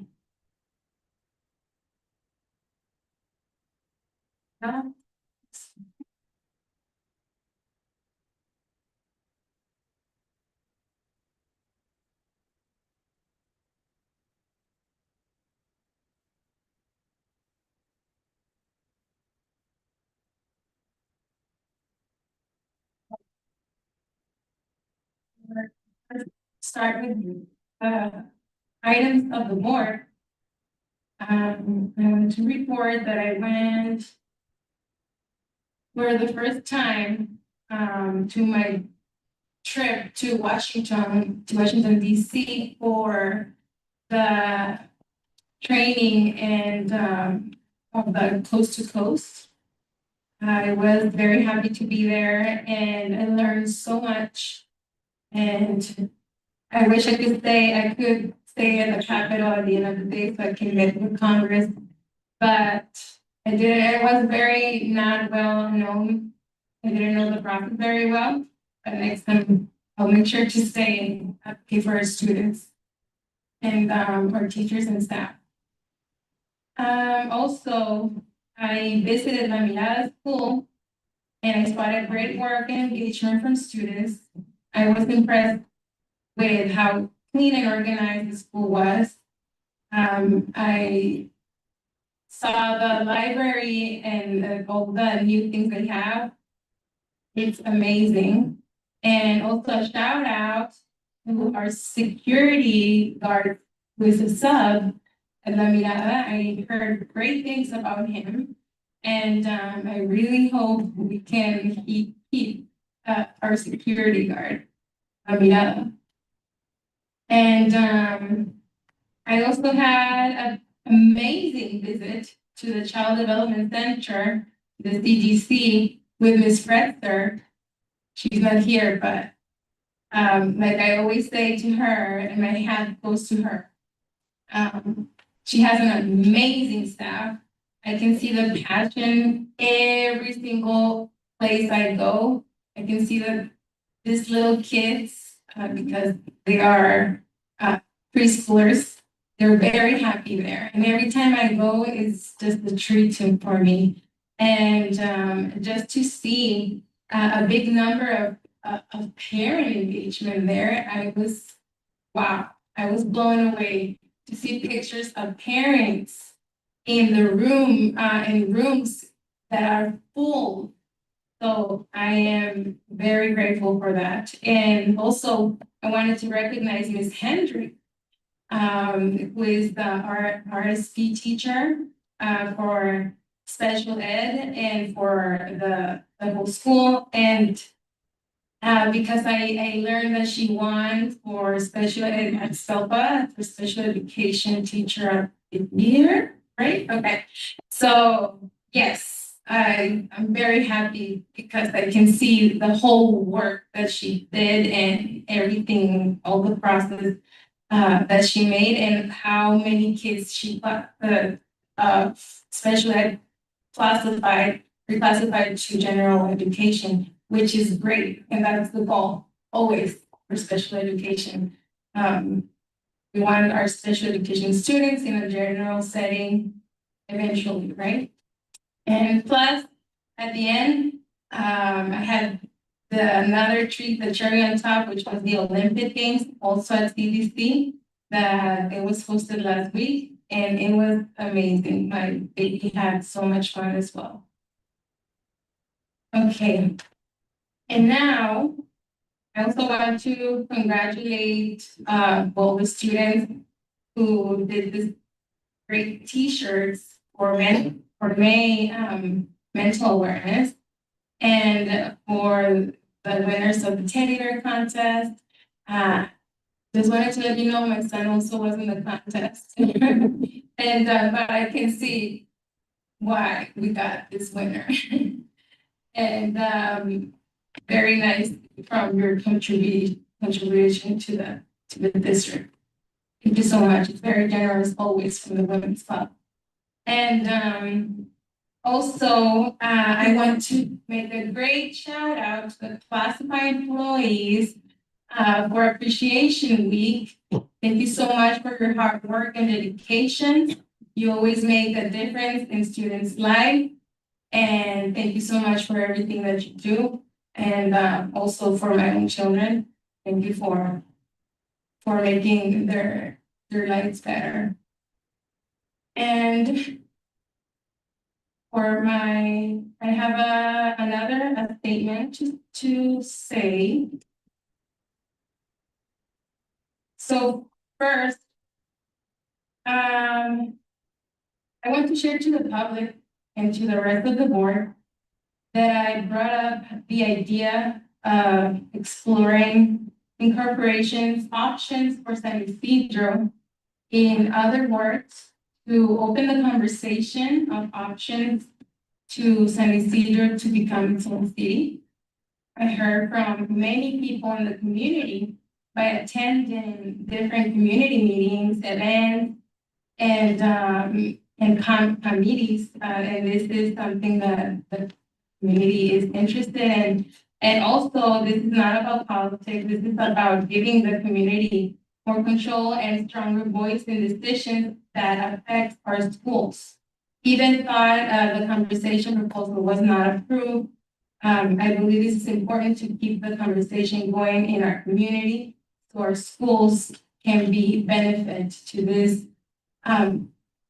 possibility in the future. And I also want to share that, well, some of my fellow board members don't know this, but I'm also proposing an agenda item that is about the consideration of parental consent requirement for students' non-participation in the Pledge of Allegiance.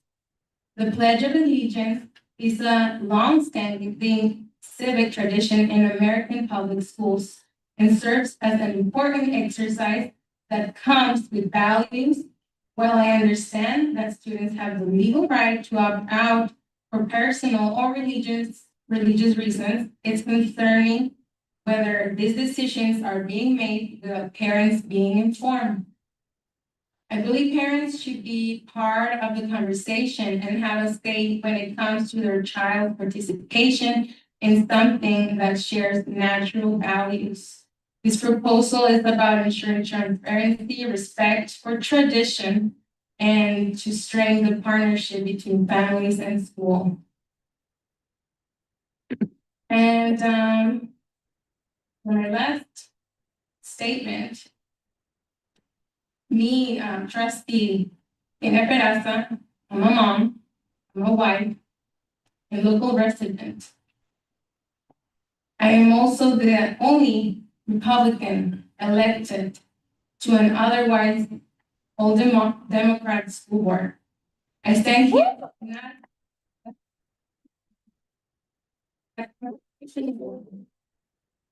elected to be an independent choice for our community. And I believe it's my duty and my right to speak openly, truthfully, and without fear. That's what the First Amendment guarantees. Not just for me, but for every parent, every teacher, every student, and every taxpayer in the San Ysidro School District. But tonight, I want to be honest, I do fear retaliation from powerful special interests. Interests that have influenced this district behind the scenes for far too long. But I will not back down, I will not be silent, because our students and families deserve it. And I was not elected to stay quiet when it matters the most.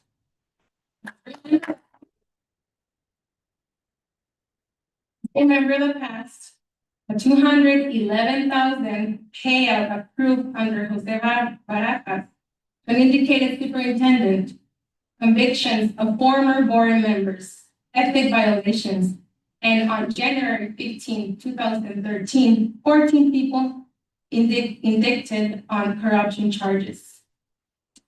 That's our history, but it doesn't have to be our future.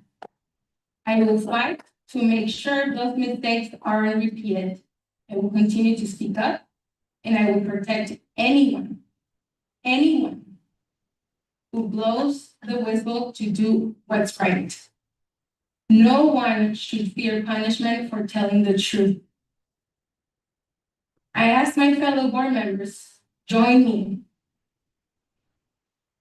Please, let's serve with honesty. Let's protect school choice. Let's raise academic standards. Let's respect the people's money and the people's voice.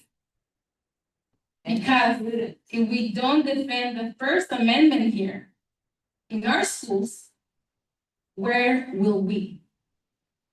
And moving forward, I will be contacting the appropriate agencies to address the serious and reasonable concerns being raised by parents. Concerns about misgovernance, corruption, and fiscal mismanagement in our district. Once again, I ask my fellow board members, join me, let's serve with honesty. And I also would love to translate it in Spanish, as it's my right.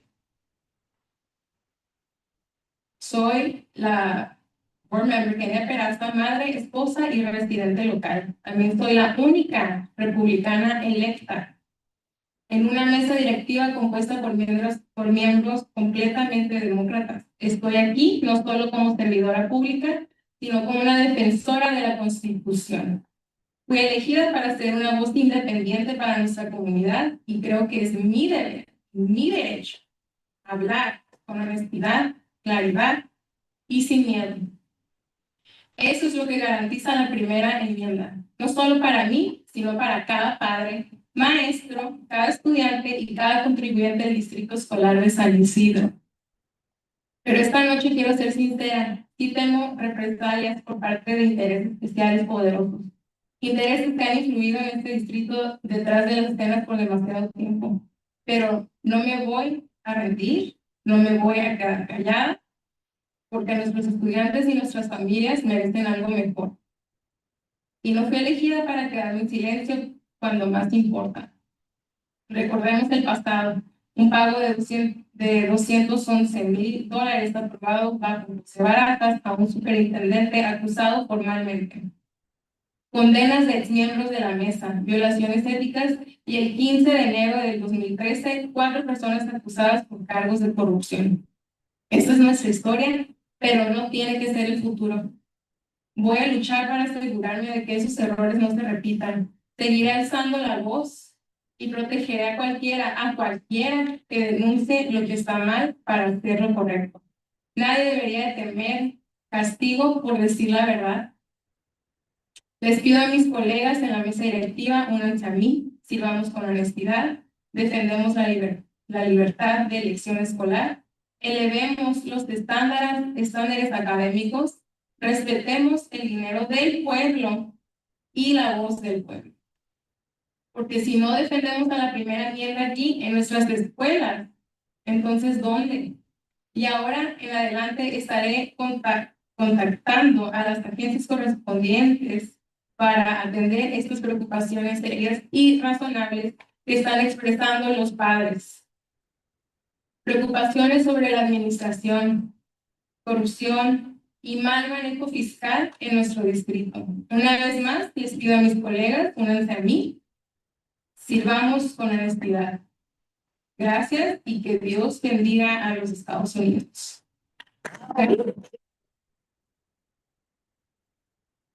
Mr. Allen? No, no está. Excellent, thank you very much. I just wanted to, let the public know that I've been to a couple of events since we last met. One of which was a site visit here at, San Ysidro Middle School. I gotta tell you, when I met with, the staff, the students, it was really an amazing experience. The students are very respectful. We were walking the campus on 5 separate occasions. They came up to us. They said, "Good afternoon." They shook our hands. And I gotta tell you, that's a sign of great leadership. We appreciate, all of our staff here at San Ysidro Middle. And this campus is definitely due for a little bit of renovation. I don't think that's a secret. And we're definitely looking forward to a little makeover, because our kids deserve it, our community deserves it. And it's important for our students to feel valued. I think we were engaging in a small conversation. There was a little bit of trash laying around. And, I made the comment that if the students feel like they are appreciated, they own the space, they're going to take care of it better. So that, we're really looking forward to that. The other event that I went to, also happened here at Sims. It was the employee recognition. I gotta tell you, that was also a very enthusiastic event. I felt the love here with the district. It was really nice to be able to recognize the teachers and different folks who have been dedicating really their life to our students. I don't know how you do it. I really appreciate it. All of the teachers that are not just here, but teachers that are, that were recognized for their 10, 20, 30 years, 35 years of service. That is very commendable. The other thing that I attended was I was also on the Washington, D.C. trip. I had the opportunity to engage with Congressman Juan Vargas. I think it's important work that's being done in Washington, D.C. these days. We have an administration that's trying to cut our education programs. And we need to definitely stand up for that. We need to fight against that, because it's important for our students to get what they deserve. The other piece that I attended was the Economic Development Council's 60th anniversary. I had the pleasure of running into some ladies from the San Ysidro Women's Club there. That was a really good event. And I think it's important to have representation from San Ysidro at these events, because we know for far too long, a lot of the wealth has always gone north of the 80. And while I don't necessarily agree with all of your sentiments, Kenya, I do agree that we need to get more representation from San Ysidro in City Hall. We need to get more representation at the county. We get more representation at the state, more representation at the federal level. Because we're the last frontier here before we hit the border in Mexico, and it's important for us to be able to stand up and voice our concerns. The other event that I attended was at the County of San Diego. It was the San Diego County Law Enforcement Memorial. It was a very touching event to attend. San Diego PD had the honor of honoring our fallen police officer, Austin Machitar, who was a South County resident. He was an Otay Ranch student and graduate. And I think we don't give our law enforcement enough credit, but it's important to remember those who have fallen, those who have given their lives on behalf to keep us safe and keep us protected. Thank you. Good evening. I also visited La Mirada. We did a visit walking out of late at Ysidro. And as usual, it's a good opportunity to see the different grade levels, what our kids are learning. And I went to special ed. Ms. Nunez is a terrific teacher. Wow. She's got so much ideas, and my, granddaughter is part of her class, but to see how she's grown and new ideas that she has brought to her and given her the opportunity. Kids in the class, not every child is the same. I see how she has actually the knowledge, has the ability and the care to find things for each child, keep them busy, talk with them, and sit with them at the same time. I've been there in events and I've been into the room and the children are having fun, watching a movie, or they were having some type of a gift or something to play with, but she's always had that, and I thought, wow, this is an excellent teacher. I wish my granddaughter could stay with her. She needs to go on. But there's not just her and special ed, but other teachers there and have so much great ideas, and our kids are grown. Kids are already built, but I see what the future of San Ysidro with education, with our kids, with the teachers, with the administrators. It takes a lot of work. It's not easy. You can come and say that we're not doing this and that. Well, yeah, we're not perfect. But the point is talking with each other, helping each other. But the other thing is I did get to visit CDC preschool. That was another, it's my favorite because my kids and my grandchildren have been through it, and I see the programs, how it's changed in many ways. And it's changed because there are state requirements and federal requirements that we need to follow. It's not always what we want it to be, but really our kids are growing and we have to prepare them to compete against other children that come from other countries that are well prepared or have the ability to have science, to have math, to have many more opportunities, and that's where I see it in preschool. The kids are really, I mean, I was amazed at what our kids could do. And I mean, they're not being taught by the teacher. I mean, having our fathers know, they knew where to go, they knew what station to play with, they knew what they were doing when you asked them. They knew exactly what they were doing and why they were doing. So that's to me something beautiful in that program, because these are our small kids, they're the future of this country. And the beautiful thing is, even our special ed teachers that are there, what the aides, what patience and what ideas they have for our kids. And you see the kids happy, and you see they know where to go. And it's just something like peace, calm, but at the same time working together, making those kids achieve to finish preschool and go on to kindergarten. The other one was, thank God I was able to go to Evening of Stars. That's a beautiful celebration. And this is a celebration by the San Diego County and the School Boards Association. But it's done and it's really a terrific, all school districts apply for the positions there to be honored. And we were given, I still have to keep the program here because I wanted Community Partner of the Year. And it was given to Cynthia Naduli, who is chair of the San Ysidro Education Collaborative. And she has a lot of associations from the San Ysidro who work together with ideas and bringing those ideas to our district and opportunities for our kids. A lot of people in this audience don't know who they are, but I've seen what they've done. And it involves the Goodwill, Casa Familiar, the South Bay Community Service Health Center, San Diego County. It's a lot of representatives that come and meet, and they bring those ideas and they share it with our district.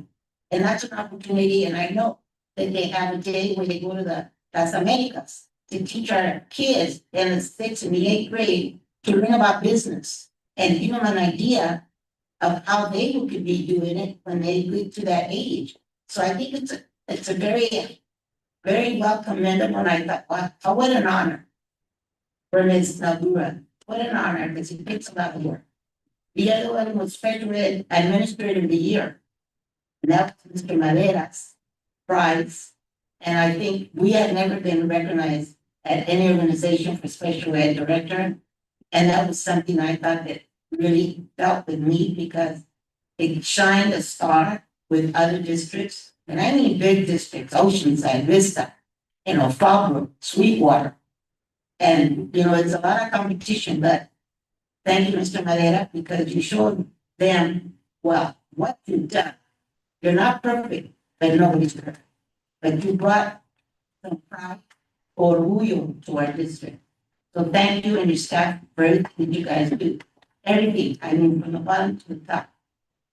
And the other one was Partners in Educational Excellence Award with the sci-fi program in partnership with the Free Ed Center, Science Center, nominated to the San Ysidro School District.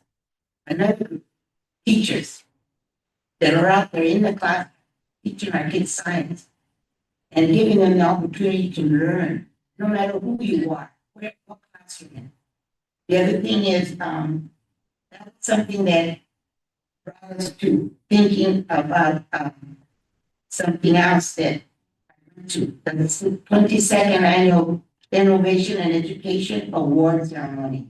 I went to it last year, but this year was another sci-fi group that was presented with an honor and special ed. And this is a dream that 2 years ago, Juanita Nunez was the one who brought this idea to our district. She wanted to teach special ed children. And she was there. She's not on maternity leave, but her child was there and it was beautiful. She was crying from the excitement, and I told her that was your dream, and it came true. You and your group made it possible again for San Ysidro to have another star. Competing with other districts, we showed them that we can do it. We are a good family. We are and will continue to make our district known at other districts. And I wish, I could say more, but that really fills me with a lot of goodness, because I know there is goodness here. There is. I also want to commend something that you brought up, Ms. De La Torre and Marta Jacobo and Mrs. Chavarina. It's something because I became a member when I was still employed by the district. And it was only because this teacher, Mrs. Hedge, was a teacher in our elementary school district in Sunset. She started the women's club here, was a member of the women's club many years, and she was older. She was already 80-some, and she wanted it to not to go away, and she asked me, would you please join the women's club? I don't want it to die off. We're all getting old. We need young. You people that have lived here, you've gone to school, become a member. And I did become a member. And it was Ms. Kojima's dream to bring that teddy bear to drive celebration every year. And it's something I remember the kids' face when they would, get a teddy bear, get a book, get a candy cane. It was something when we'd have it here, started here. And it's something gratifying and something beautiful to see a child's face. Because some of our children here in the community don't get a teddy bear. And I can tell you that my grandson, my granddaughter did get one, when they were younger, but, now they look at it and say, I want a teddy bear, no, you're too old. Anyway, I want to thank you because Women's Club is really beautiful in our community. And you've been recognized, like you say, gotten donations because people have seen what you've done with your committee and your members. And I continue to be a member, even though I'm not able sometimes to go, but, I thank you because that was a dream that took a lot of work and it still did a lot of work. And I commend you for giving that child a drawing, with something nice, something very nice. So I commend you and I bless you and I thank you and keep going, keep growing, bringing more younger ladies into our club. That's what we more ideas. Maybe some of those students, we can get them to be members. That's all. Thank you. President Rosado, I'll be brief in my comment, but I first want to say thank you to Ms. Mayden Ruiz for hosting us here today. Beautiful, school, beautiful, and people get university. I was just admiring those drawings, and for anyone who hasn't seen what we're looking to do to modify, to renovate Sims. You know what I want? I want to make sure the kids that go here are proud to go here, that they look at the school as a university, so that when they go into high school, they'll say, I went to Sims that gave me the idea of going to a beautiful school, a beautiful university. I want to be the first in my family to graduate college. So I just want to say thank you, Mrs. Ruiz, for hosting us. Thank you for always being there. And more importantly, when we renovate the school, we want to do a great ribbon cutting to ensure that the community knows the great work that we're doing here. And it's going to look beautiful. I also want to, well, you know, I was so impressed, Dr. Potter, with the students that presented today. You know, I knew we were doing something like that, but to the extent that every school had a project and a budget and leadership and a guidance in terms of, you know, they decide how the money is spent. Those are skills they're going to use when they grow up, and they're learning it now. So I want to thank all of our teachers, classified staff, admin team who made that happen, and to give these kids, our students, the opportunity to learn management skills and to be proud of their schools. And one of my favorite was when they yelled out, you know, what is it, go Sharks? Go Sharks. I love that. I also want to apologize to my dear friend Pablo.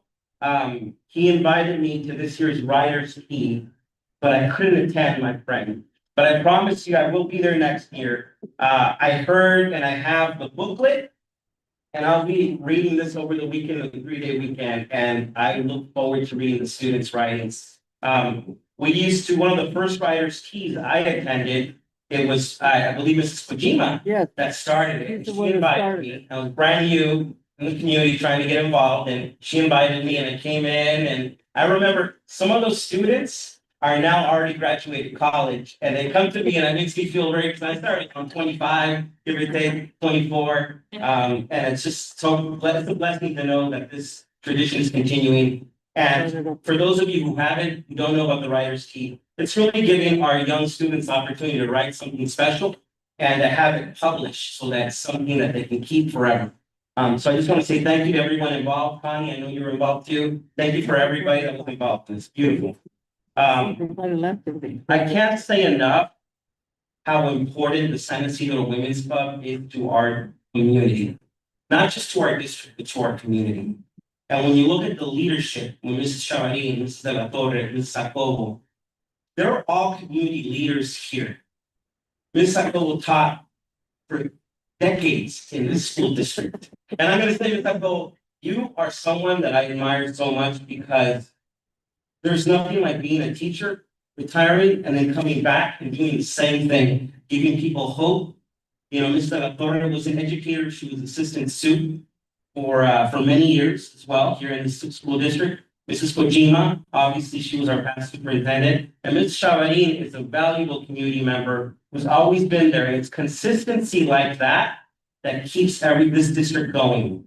And independent of whatever happens, good or bad, I know the Women's Club are always there to help those in need, always there to give our students hope, always there to inspire parents to ensure that our kids get the best quality education. Even the reaction of the young lady who you had, who drew that beautiful, beautiful bear. And I actually want to copy of that. I want to see if I can do a shirt on that. We're doing shirts. We're gonna. Oh, I'm gonna buy it. We're gonna, yes. I need to lose weight, so when I'm working out. So I need to lose a lot of it actually, so I definitely want that shirt.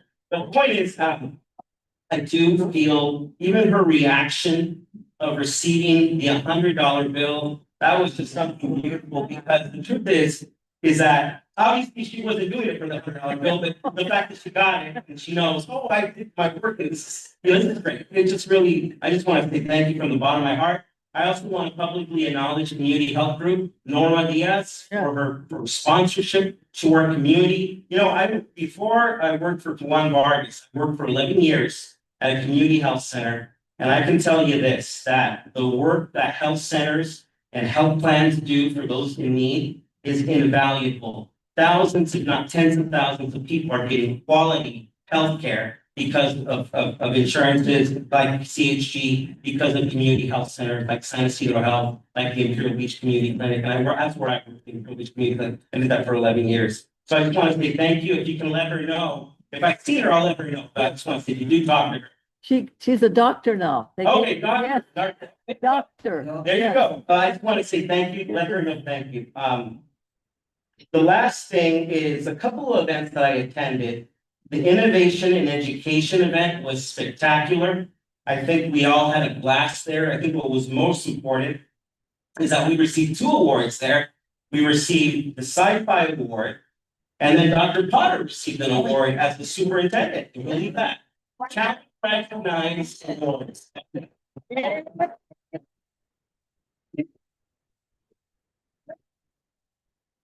Evening with the Stars, another invaluable event.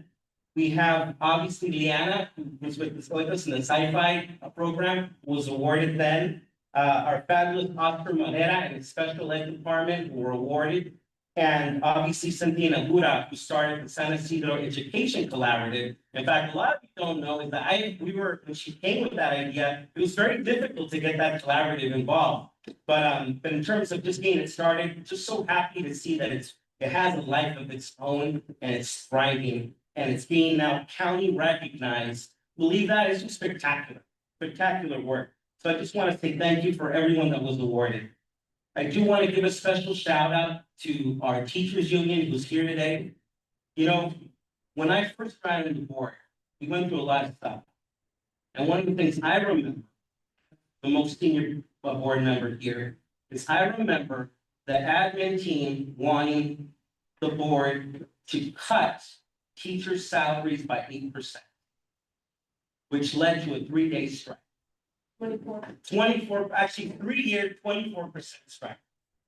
And I can tell you that the argument that was made was that if we don't do this, the district will go bankrupt. And I learned then, obviously, that when it comes to opinions, it's important to seek other opinions. And I can tell you, knowing that I was raised by a teacher, my grandmother raised me. She was a teacher here for many years, and she retired to raise me. I can tell you how important teachers are in the community, not just every year, but you're building legacies of students who will remember you for the rest of their lives. I can remember every teacher that I've had. Some were in college, especially in college, were not, some of them were maybe not that good, but elementary school, I could tell the elementary all the way up to high school, spectacular. So I just want to give a shout out to Katina, everyone that's here and your team. Thank you for what you do. I stand. Thank you. I think it's almost bedtime for a lot of people, but I will keep it short because many of the events that my fellow colleagues shared, I was at all of them. And on my calendar, it has all these scribbles and times and dates and you know, making sure I leave dinner for my grandchildren and my husband and then saying, I'll be back, but I'll come back, you know, don't worry. But I think about the heart of San Ysidro, the teachers. When it's Teacher Appreciation Week, I know that you know we appreciate you every single day. And not because I was a teacher for 40 years, but because you are teachers committed to this community and you truly care about our children. CSDA, we couldn't function or survive in this district without all you collaborate because there's so much behind the scenes. When people ask me, what is it like to be a board member? This is what I answer. It is complete, full circle, but in the shape of a heart. Because that's what makes our community work. If you focus on corruption, nobody will ever move ahead. And I think I have the privilege and the honor to say, along with my colleagues here from the Women's Club, we've seen it all and we lived it all and we had some very tough times. But these past 7 years with the challenges we have had, and the challenges have been finances, because we know every year when the state's gonna cut budget, it's always the schools that get the hat. So it's not easy to move forward when you've gone through so much. But when you have leadership like Dr. Potter and her complete cabinet, 7 years is historical. We had 7 superintendents in 4 years. That's just the ones that the TV talks about in the news. But we moved forward. Why? Because there are so many of you sitting here who've been through that. And we were Penny Klein, who helped us with the writers team. She says, you know, I retired 10 years ago and I don't know any of the principals. I said, don't worry, they are fantastic. A lot of great things are happening because we know in the future, all of us are going to retire at some point. And then you're going to find a moment in your life when you're going to say, what can I do? Because that's how we are. When we work for schools, when we work for children, you always want to keep serving the community. There is no corruption to hide here. We have been in the best 7 years of our lives. And I know because I have lived it. I know. And we can work together, but we have to work together, always keeping the children in mind. I now have the privilege to be a delegate. And I just came back from Sacramento with 400 people. And I thought, I'm going to feel strange because there's so many new people, but I knew so many. And our work as a delegate is to continue the voice for children. And it was powerful. And I felt a little timid, and you know me, I'm not timid. But I was with 400 people who really have been working for years, advocating for the children of California. Full circle in the shape of a heart, you can't beat that. There are people fighting for every child across the state like you cannot imagine. And I wouldn't change anything for the world. Yes, it takes me a little while away from my family. They need a break from me, I know, and I need a break from them probably. But I will carry my voice and I will represent our community. And whenever I hear anybody badmouth our district, I'm the first one to say, hey, wait a minute. You don't know what you're saying. Because in order for us to move forward, we need to stop doing just that what happened years ago. We need to work together and always remember the important people begin with the children. Always. The children. And we truly care about the children. Otherwise, you wouldn't all have stayed here this late. So I thank the teachers, I thank CSEA, the principals. I was a principal for 1 year.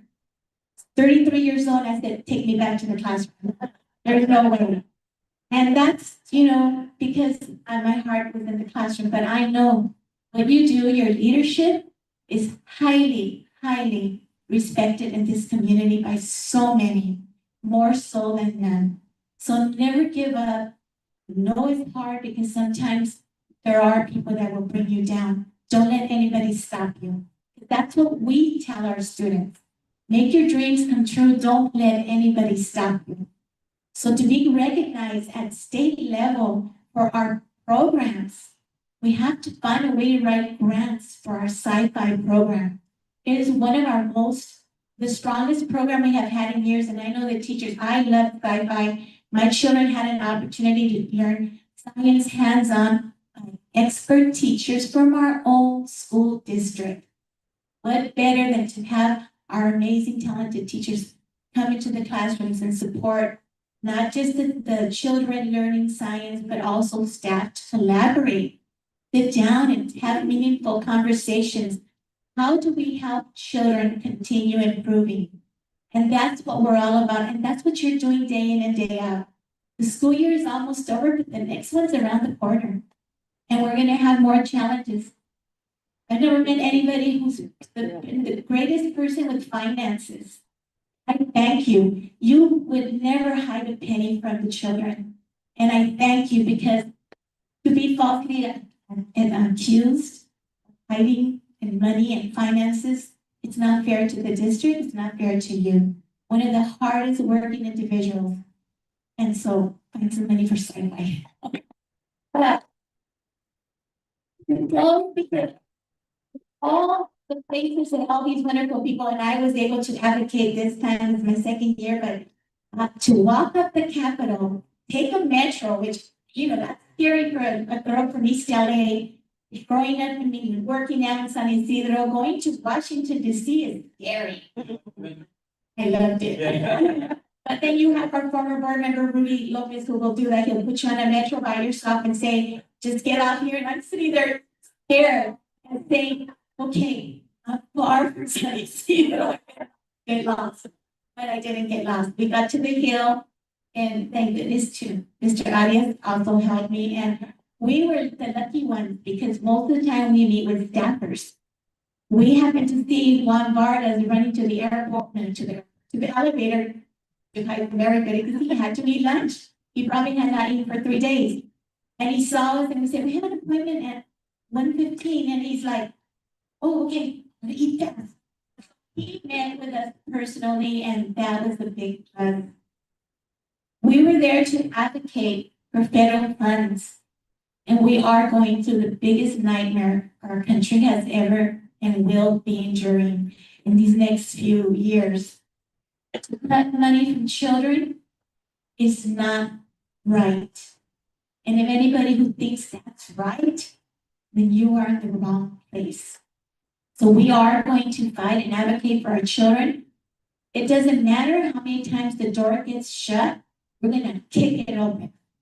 Because that's what all our students across the country, in our state, especially children who are aspiring to have a better life, not because they're living miserably in their home, but poverty is really, really hard to live.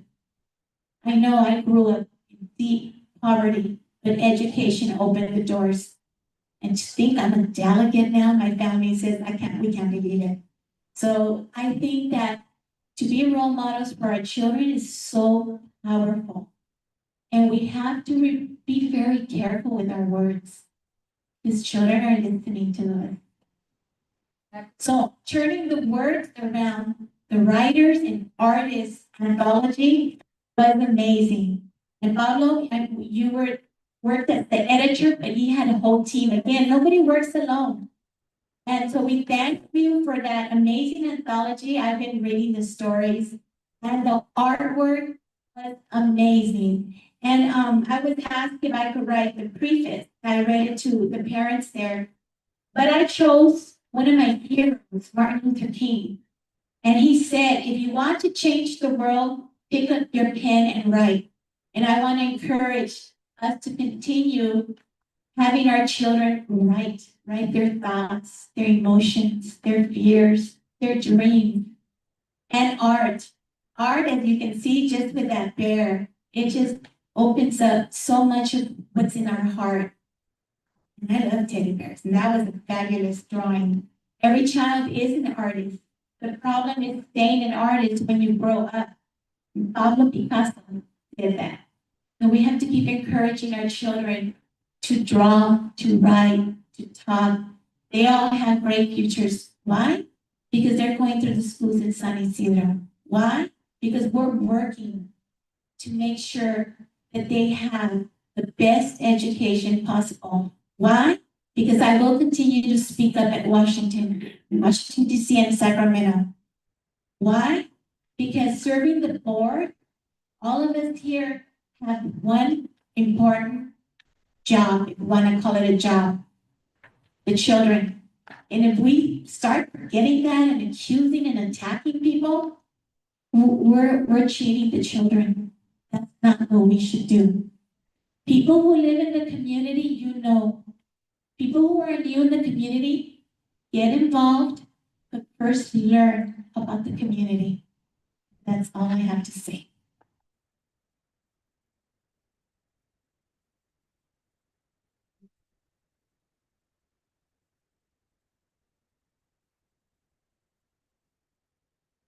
Hey, Dr. Potter. Thank you.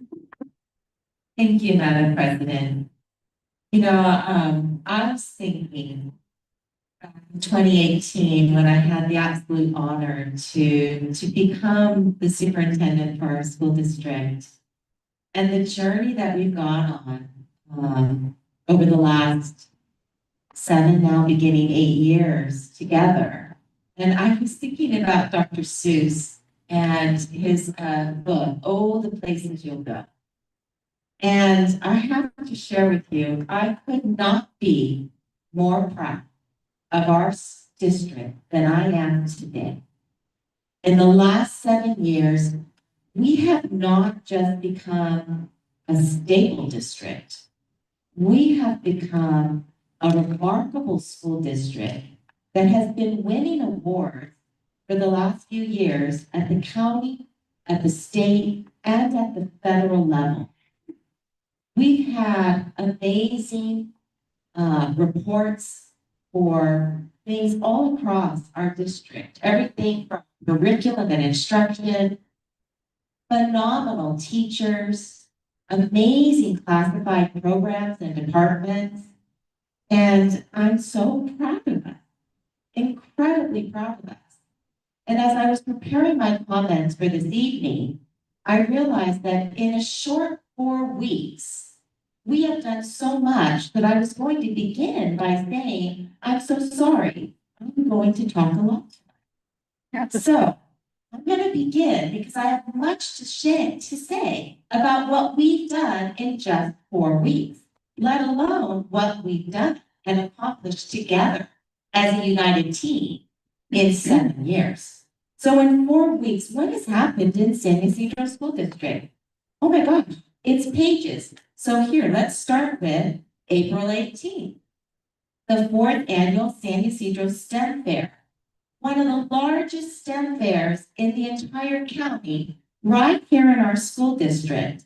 And so with deepest gratitude to the San Ysidro Education Collaborative, and if you're from the collaborative led by Cynthia Nagura, raise your hand. Thank you.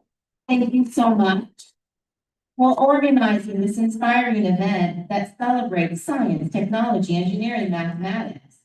And a heartfelt thank you that goes out to our partner, the Balboa Park Fleet Science Center. How many districts are partnered with the Balboa Park? Nobody. And we are.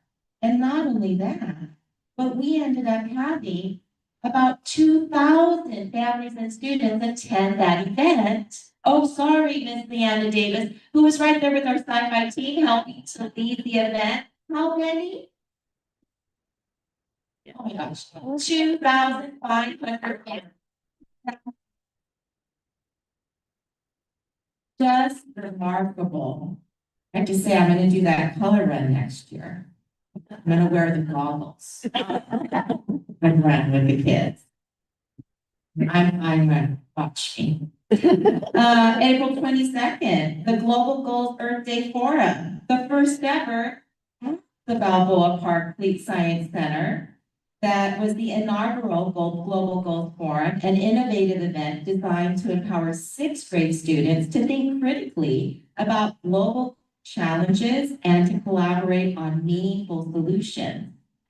It was a student-led forum modeled after the United Nations. So special thanks to our lead sci-fi teacher, Leanna Davis, and her 2 team partners, Allison Wright and Janelle Wright. Give them a clap.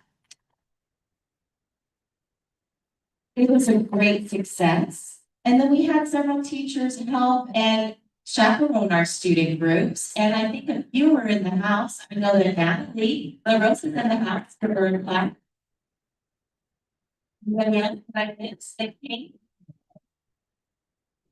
So our district represented global goal 11, sustainable cities and communities. We definitely had the best display. It was amazing. It ended up, this event ended up at the San Diego Union Tribune. That's our district. Big one. We have some amazing bus drivers. We celebrated our bus drivers on April 22nd for Bus Driver Appreciation Day. Oh my gosh, our bus drivers, they are phenomenal. Ridden on the bus with our bus drivers several times. They sing to the kids. They have jokes with the kids love them. And boy, they can get these big buses through these very narrow, tiny streets in San Ysidro. So if you see our bus drivers, please say thank you to them. Had the great opportunity with some of our board members to visit the preschool. We have a 5-tier preschool in the state of California. What does that mean? It's one of the best preschool programs. It's considered a California Distinguished Preschool Program. It has earned this award for about 5 years in a row.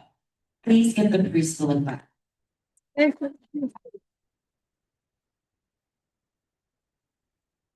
On April 23rd, we celebrated Purple Up Day for the military child. And it was just wonderful how many of our children and staff members wore purple that day. And then looking over at our two Purple Star, California Purple Star schools. We won these two schools, Vista Del Mar Middle and Ocean View Hills, won the first state California Purple Star Awards for the state of California about 3 years ago. And we continue to receive these awards 3 years in a row. And to give you a flavor of it, the naval base from Coronado brought a Humvee and a lark. I don't know what a lark is. It's a lark. The lark is the history. We have a condition. We have a big military truck to Ocean View Hills and to Vista Del Mar Middle. So the students could see that and see our military forces and be proud of what their parents do to serve our country. And I'm so grateful also to our Naval School Liaison, Mindy Hayes, for helping us all these years. And I'm going to share on a personal note. I'm the granddaughter of 2 Navy veterans who fought on behalf of America in World War II. I'm the daughter of a Marine, and I'm the wife of a Navy veteran. So for all those of you who have served our country, thank you so much.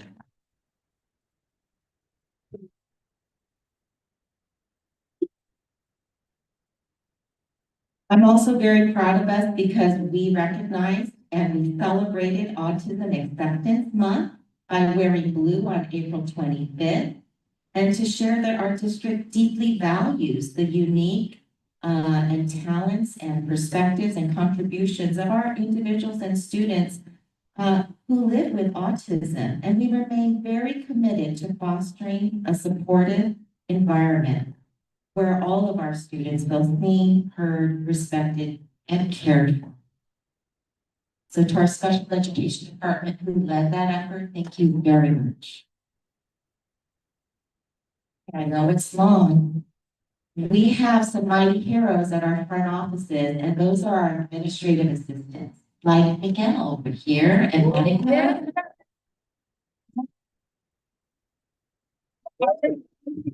Our front of our school offices, we celebrated them on April 23rd. They are our unspoken heroes. Behind the scenes that make the magic happen throughout our school district, at our schools, at our district office. The Coast to Coast Federal Advocacy trip in Washington, D.C. was amazing.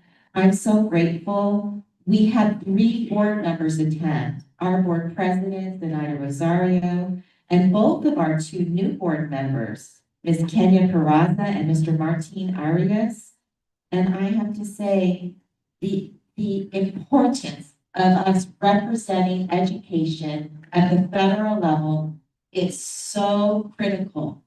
And the fact that they had the courage to go to the Capitol and to advocate boldly and courageously for the Every Student Succeed Acts, Titles 1 through 4, which protect our English learners and our students living in poverty, to protect IDEA, the federal law for special education, and federal funding for special education, to protect our child nutrition program, and the $2.5 million that our district stands to lose. It's so important. So thank you for taking the time away from your families to do that for the children in our school district. Thank you so much. And there's this great photo of our members and our leaders up here at the dais, and it looks like this, and they're in there in this photo. These are the folks that represented the children of San Ysidro and that participated in this federal, and I'm so grateful to them. Thank you.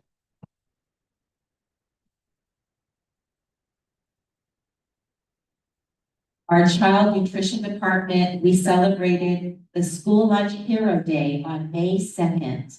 And I don't know if you know this, but this mighty team of classified employees that are child nutrition employees, they serve about 1 million meals a year to our students in breakfast and lunch meals. So please give a big thank you to them. On May 22nd, a third grade teacher from our district was recognized as the dual language teacher from Ocean View Hills Elementary School, Mrs. Marta Vasquez, and as a champion of 5 literacy at the San Diego County Office of Education. Now you think I'm done. I am not done because we're just 4 weeks. Imagine if I had to share all that we've accomplished in 7 years. So I will continue, and I am sorry, but you need to know the great things happening in our district. It's so important that we celebrate all of these successes. Many of our successes are due to the parents and the mothers. We have Mother's Day, and in our district, we celebrate 2 Mother's Days. May 10th, right? Mexican Mother's Day, and May 11th. Also Mother's Day. So a big shout out and thank you to the mothers of our school district, the mothers of the children that we represent. Give them a clap.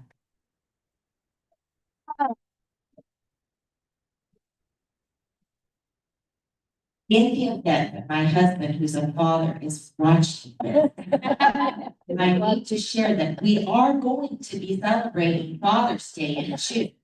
And you are incredibly important, you dads out there. So I'm not trying to miss you at all. I have a great dad in my house. He's awesome. I see some great dads in the audience tonight. So in advance, give the dads a clap.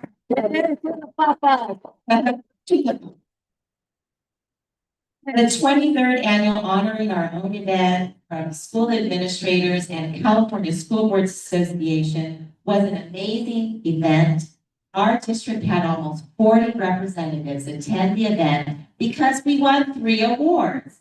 I've never seen a school district across 2 counties, San Diego and Imperial County, win 3 awards in one night, of which one of the 3 awards is going to be recognized at the state of California level.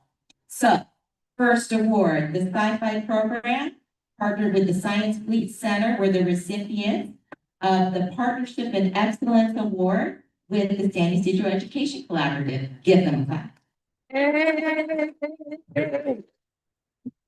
They also are winning the State Award for Educational Excellence for their innovation and inclusiveness for our students with special needs. Very proud of them. Mr. Madera is winning the Director of Special Education Award from this group. Congratulations again, Mr. Madera. I think we already celebrated him, but I'm not aware. And then I think the sci-fi team won an award on their own. Getting all the awards mixed up, there are too many awards. First award, okay. And then the next thing that I'm going to share is that I've had the absolute honor to serve as the Association of California School Administrators State Vice President for Legislative Action. And in that role, we have been advocating for education, and in my role for the last 4 years, because I had the honor to represent 18,000 school leaders in California. And together we have had 45 legislative action days in Sacramento at the state level. We have saved and protected billions of education dollars for the 6 million students in the state of California. And we have advocated for school meals, for special education, for curriculum. We've advocated for everything for children. And so I want to say that I'm closing my term this June. And it's been such an honor to serve in this role. And it's been such an honor to elevate the voice of our school district, San Ysidro School District. And we are now known in the capital of Sacramento as the district that didn't just turn it around and become stable. We are now known as the district that wins the awards at the county and state levels. Assembly members, senators, the fact that we had the Secretary of State kick off this school year, Dr. Shirley Weber, on this stage behind me to welcome back 650 employees and to say to us, our district, how proud she is of the work that we've done. I could not be more honored. And so we are known and we have done a great job.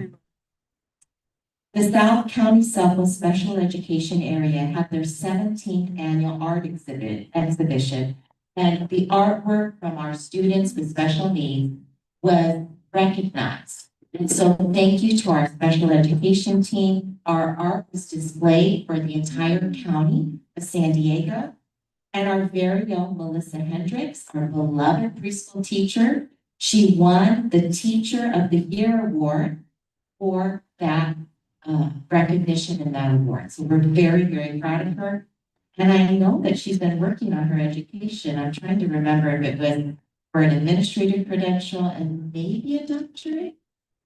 Administrative credential. We should remember this, huh?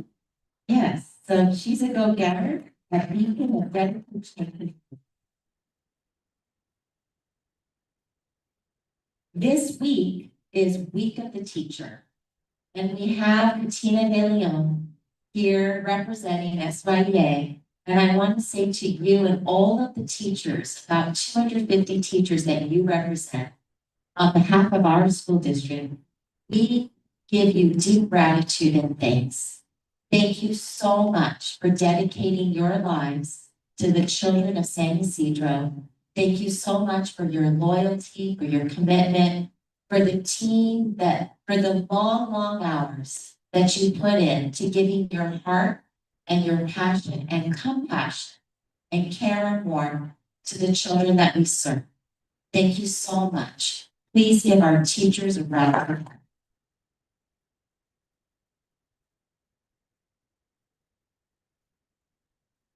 I am not quite done, and I'm not sorry tonight because we have so much to celebrate. Our Classified Employee Appreciation Week was May 18th to the 24th. I got our weeks mixed up. This week is Classified Appreciation Week, and they play a vital role. We have about 350 classified employees who play a vital role in supporting the success of our students, staff, and schools. We are so deeply grateful. So to CSDA, your leadership in the house, to all of our employees, thank you so much. Please give them a round of applause.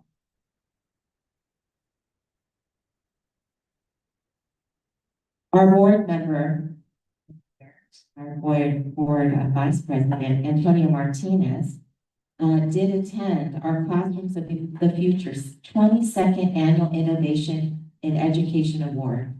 And I just want to thank him for being there to celebrate our teachers, to celebrate our sci-fi team, and just to be there with our team, to see the great work that our district is doing and to honor it and to support it. Your dedication to it is remarkable. Alongside him was our board president, Zenaida Rosario, right in the front row, and right here, our former board president, Irene Lopez.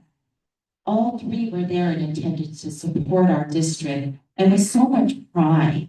And I want to say thank you. Thank you for your steadfast support of our district. You are the foundation of leadership for our district. Thank you so much. Our visit to San Ysidro Middle School, Principal Mayret, thank you for hosting us tonight. What a great visit that we have here. I'm excited, like our new board member here, to modernize your school. We see what you need. And so Dr. Iniguez and your team took that hard, heavy work to really give this school a fighting chance with beautiful architecture, design, so that the students can come to your school with great pride. This is my school, and we're so proud of our school. So we're right in the middle of all of that, and 2 years from today, your school is going to look amazing.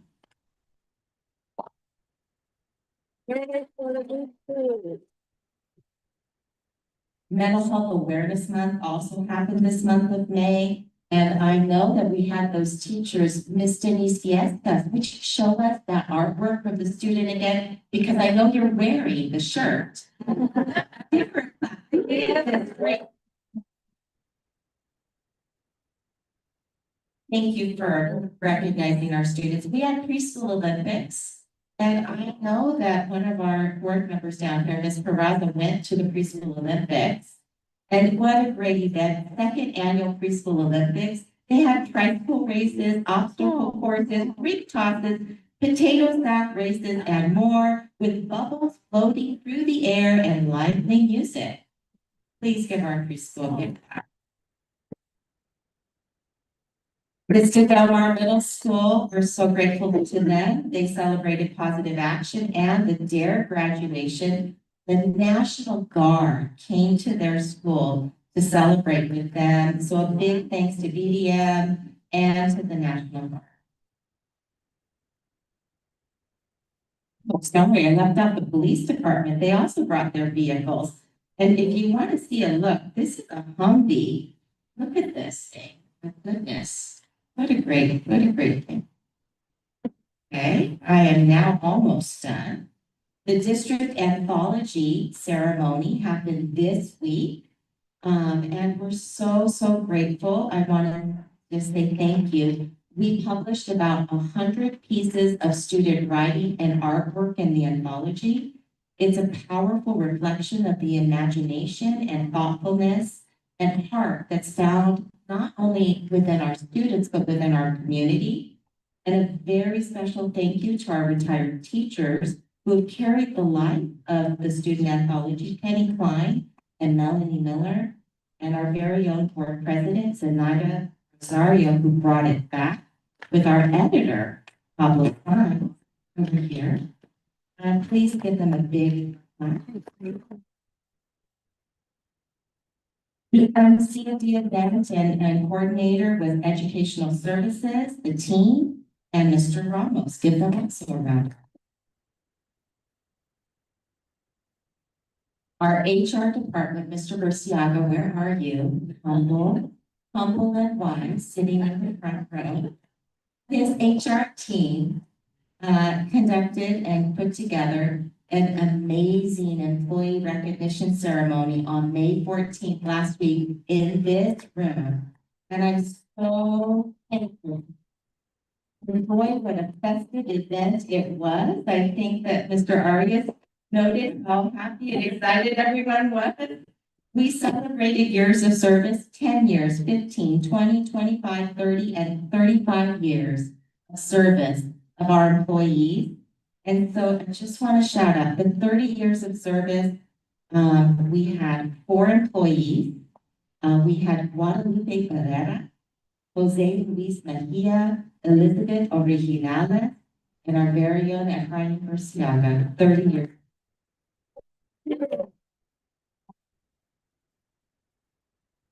You get hoots and hollers, I see. 35 years of service. We have 3 employees. Our very own Kathy Bishop. I ran track with her brother, and she ran track and she made the newspaper when she ran track for Chula Vista High School. She's an amazing teacher. Maria Avalos and Anna Bush runs our child nutrition department, 35 years of service. We also celebrated 4 retirees who we will be celebrated in June, on the June 5th. We have 4 amazing professionals in our team, our San Ysidro family retiring. Our district nurse. I've never seen a district nurse stay longer with the school district, but here, we're so grateful. You know, she was a military nurse before coming to our district. And I believe that with her and with many of our employees, and my family included, the patriotism runs deep in our district for our country. Anita Gilchrist. Alejandra Rodriguez, our Willow teacher. Marla Moreno, our child nutrition specialist. Next one's hard to say, and I don't know if she's in the room. Our principal, our BDM principal, Irene Eleres. She and her husband, their entire lives have been dedicated to San Ysidro. She is an educator and her husband is a doctor at San Ysidro Health. It will be sad to lose their family from our district. And then finally, thank you, San Ysidro Women's Club. Thank you, Maritza, Alice, Ms. Jacobo. Well, thank you for being here. Thank you for decades of taking care of our San Ysidro community. The endowment that's you've envisioned with the Grace Kojima endowment to continue 6th grade and 8th grade scholarships in our community in perpetuity is the word I learned from. Never to go. It's hard to say, in perpetuity with many so. Thank you for always being here, for our San Ysidro family, for guiding and leading us, for being the heart. Thank you, everyone. I'm so proud.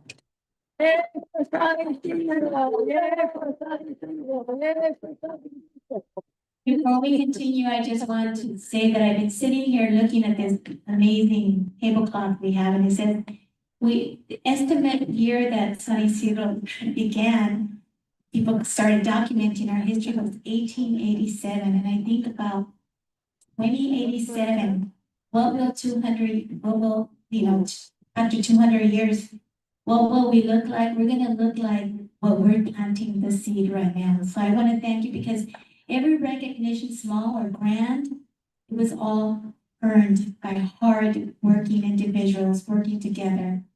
From the heart of the community, the Women's Club, to our teachers, to our staff, to our superintendent, I want to make a clarification. She said she's coming to the closing of her term as a representative of the state, not as the superintendent of SYSD. Right, and it just shout out the future. You see the future. Two of my former students are still here. Some left early. I want to give a shout out to Nathaniel. Veronica's son just turned 20. Happy birthday. And amazing since he was in kindergarten, always learning, always just eager to do the best, and also please his mom, because he knew his mom was really working very hard. And thank you, Nathaniel, because what your mom has done for our district is amazing, but it can only happen because you were okay with her helping our community. You shared the time you have with her. And I wish you continue success. I'm so proud of you. So proud of you. My first class, they're turning 50 already, so that tells you. And I've been running into them and they're just amazing. And of course, Natasha, since kindergarten, you are from my last generation. It's been, and here's a balance. She's from the last generation of students that I had to leave March 13, 2020. So keep doing what you're doing because you are the future leaders. And if you live in this community, I hope you can serve on the school board. So all these great things can continue. Thank you. I forgot Miss Marilyn, the CBO and the business team. I'm so sorry. They got an A+ on the school bond transparency report card.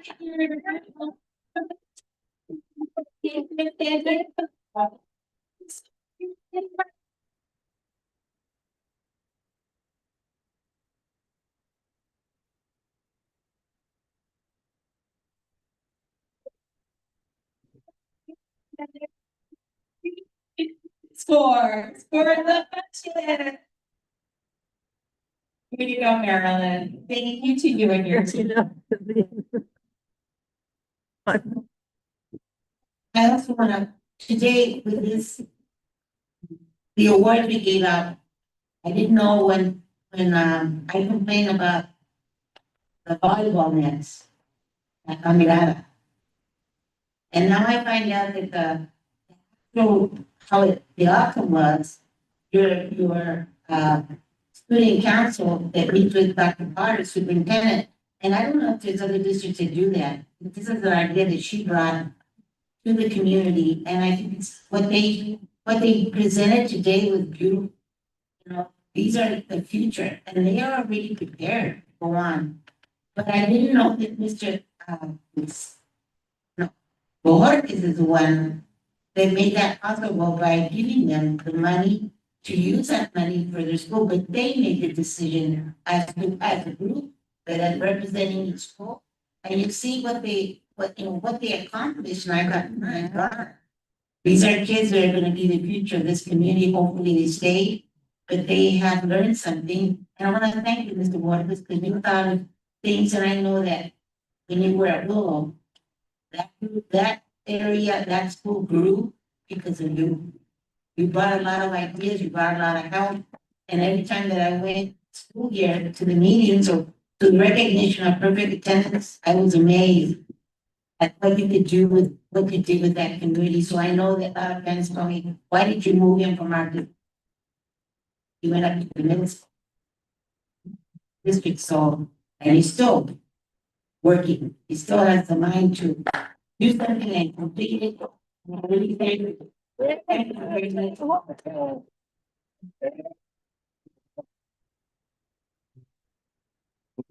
Bring forward, conference session, reports and presentations. 12.1, extended school year information will be presented by the Director of Special Education, Mr. Oscar Medina.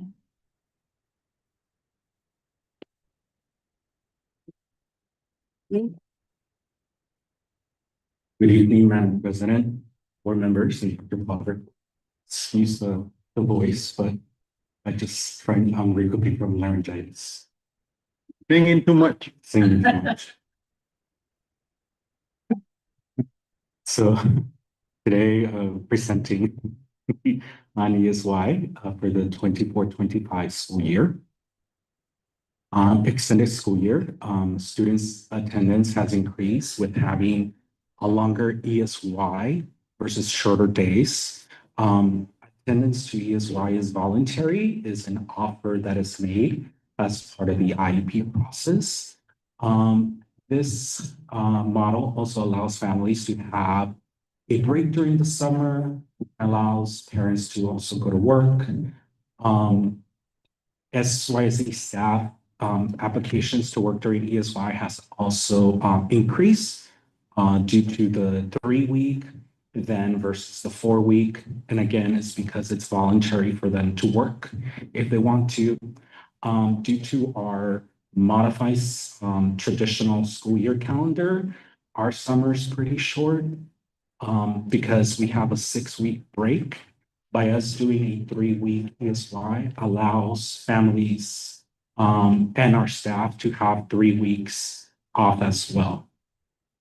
We submitted a waiver to the Department of Education to host ESY from June 16 to July 4th, which the waiver is a 15-day program, which is per day, it's a 5.75 hours a day for a total of 86.25 hours for 15 days. Without the waiver, it becomes a 20-day program for 4 hours a day for a total of 80 hours. So with our model, we are actually providing 6.25 more hours, and it's a longer day for our students. June 13 would be a half prep day for our teachers that will be working during ESY. And then July 7th is the closure of ESY. So this is an opportunity for the teachers to do a report card or a progress report based on the progress that the students have made during that time. We currently have 254 students that qualify for ESY. So not every student qualifies for ESY. They have to hit certain criteria. One of them being that, the disability is indefinitely or is for a prolonged period of time. Also, for our students that tend to regress during long periods of break, and students that have limited capacity to recoup any skills during a break.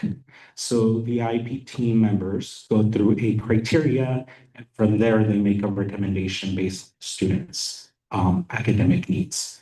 We currently have 34 students right now that are enrolled.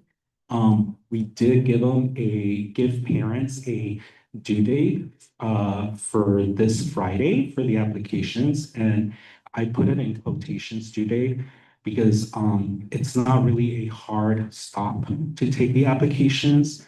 The reason why we do this is because we need to plan with the HR department as to how many staff members we're going to need, and for us to have enough time to start recruiting more people at that.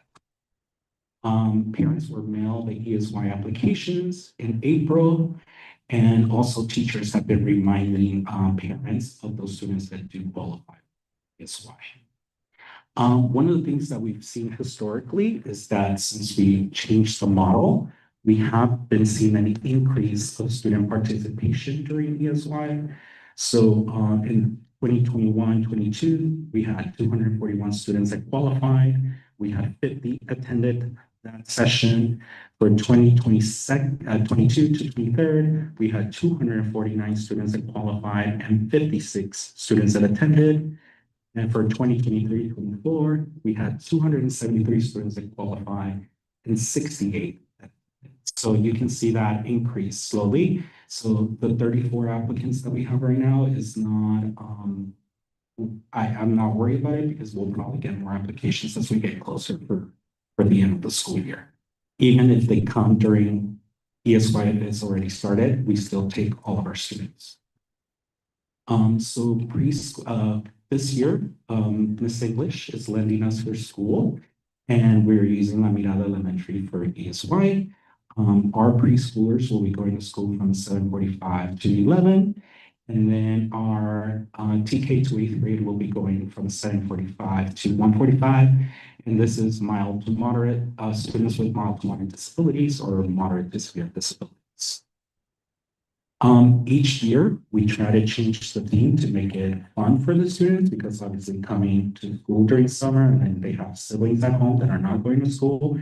They don't like that, so we're trying to make it fun for them. So each year we pick a theme. So last year we had the solar system. We did a field trip to the Space Museum, and then we did a mobile space museum for the little ones. So we had the fleet come in to our school to do that. Everything from English language arts to math had to do with science, solar system. So again, to make it fun for them. This year, a group of teachers voted to do around the world. So all of our curriculum for reading and math is going to be around history around the world. And so we got a lot of activities for them to do during ESY. Again, our focus is English language arts and math, especially in reading and writing, which is something that we need to work on.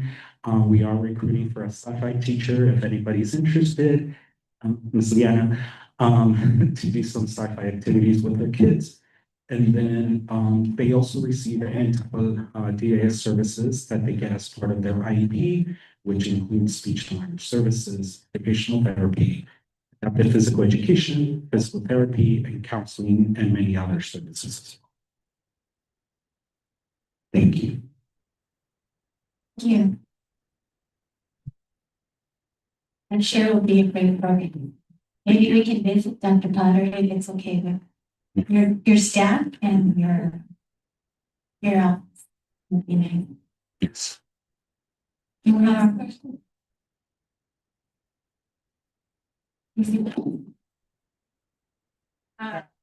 Well, first of all, I would love to know Miss Lady, she's gonna be there because my son will be her.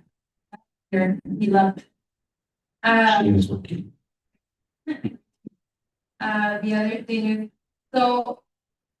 Sorry, I don't have clear from what time to what time then the kids will be at school. I know it's gonna be 5.75 hours, so it will be from 8:30. No, from 7:45 to 1:45. And then for preschool, it would be 7:35 to 11.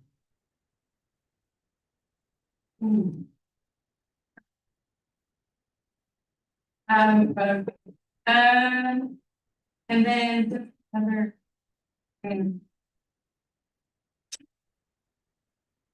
So the IEPs. So the teacher that will be, because this will be a new teacher for each student. Will everybody, the whole team will be doing each kid IEP? I mean, the teachers that will have that student in the classroom. So usually once we have the roster complete, my office gets packets printed out with the IDs for the teachers. And that's why we give them half a day before we start ESY for them to review that information, and they're ready to start on Monday. And the point is for them to keep on task when they were at school, and to keep the same flow that they were. Correct. ESY is all about the continuity and for them to keep the skills that they have during the school year. For a lot of our students could be the academics, for others are the routines, behavior support. So it just depends what they need. That was it. Thank you. Thank you. Number 13, general administration, 13.1, the minutes. To approve the minutes of the regular board meeting of March 13, 2025 and April 10, 2025. Second. All in favor? Aye. Motion passed. 13.2. School bond transparency report 2024. It's information only, but each district was graded on a 27-point rubric. Out of 24 school districts with bond programs graded, only 5 received a perfect A+ grade. San Ysidro School District was one of 5 districts recognized with a perfect A+ on the 2024 School Bond Transparency Report.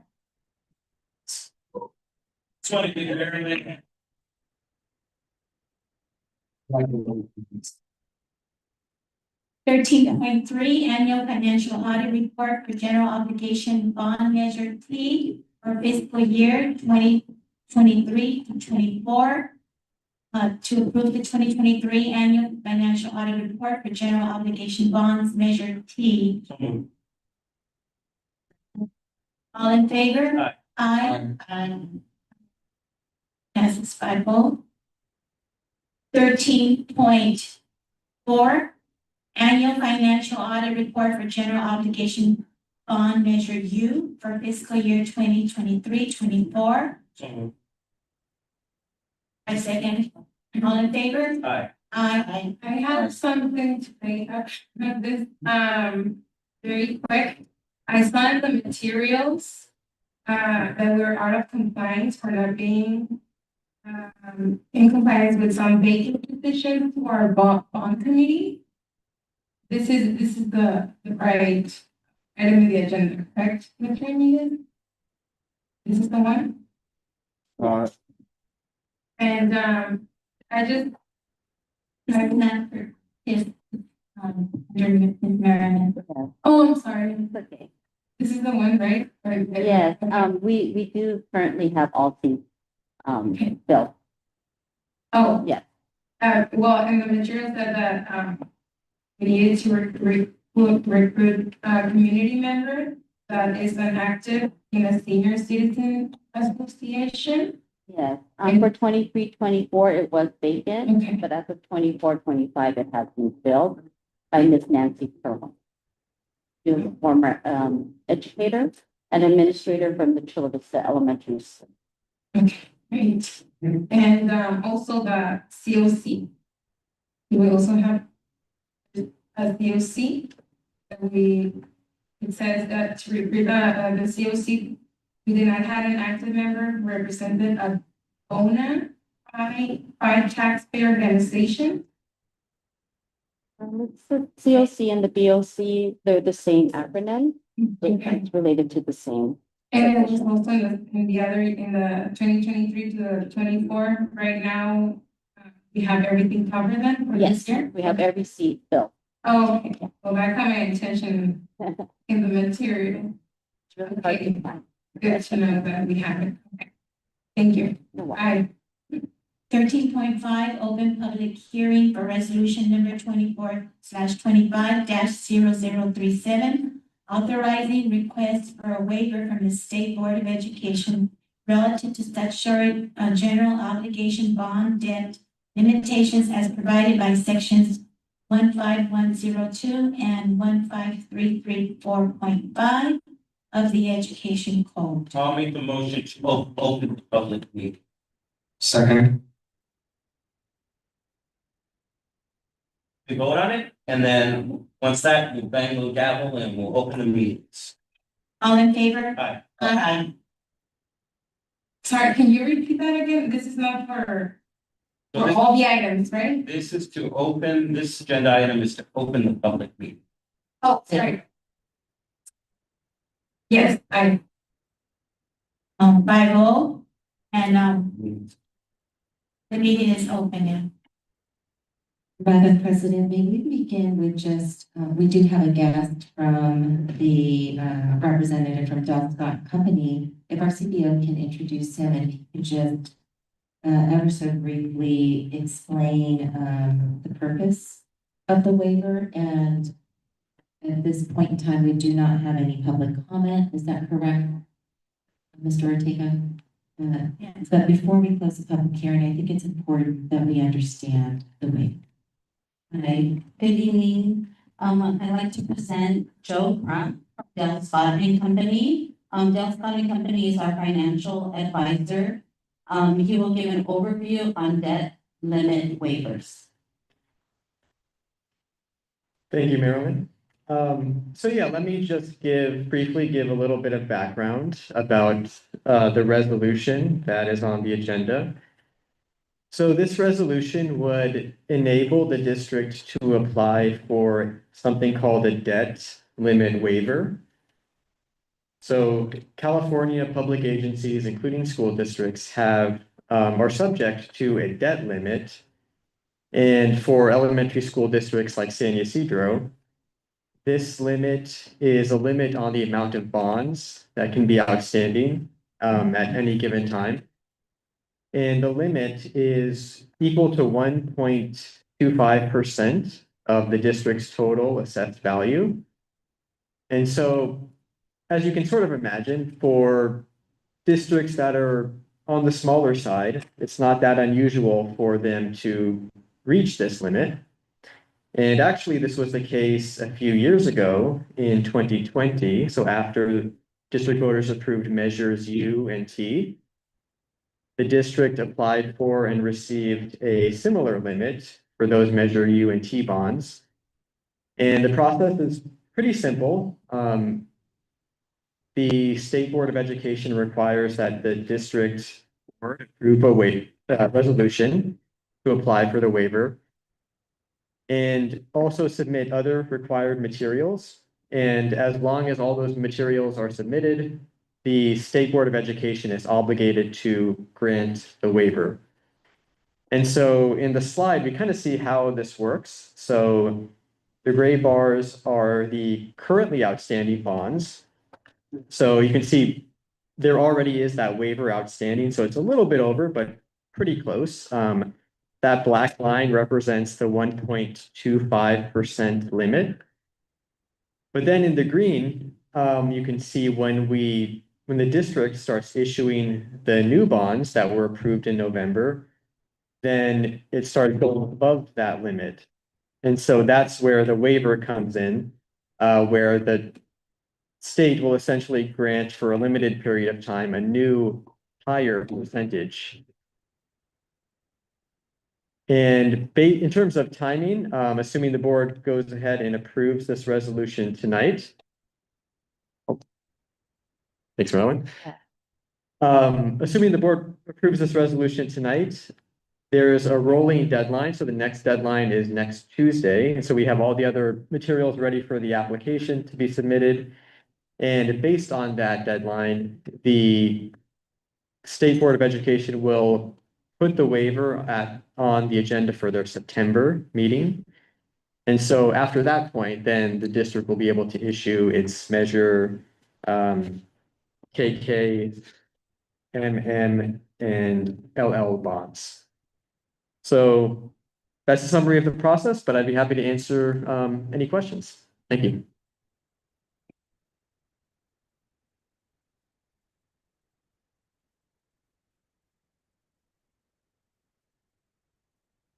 Madam President, if there's no questions from the board, we can close the meeting and then move on to the next action item. Then we got.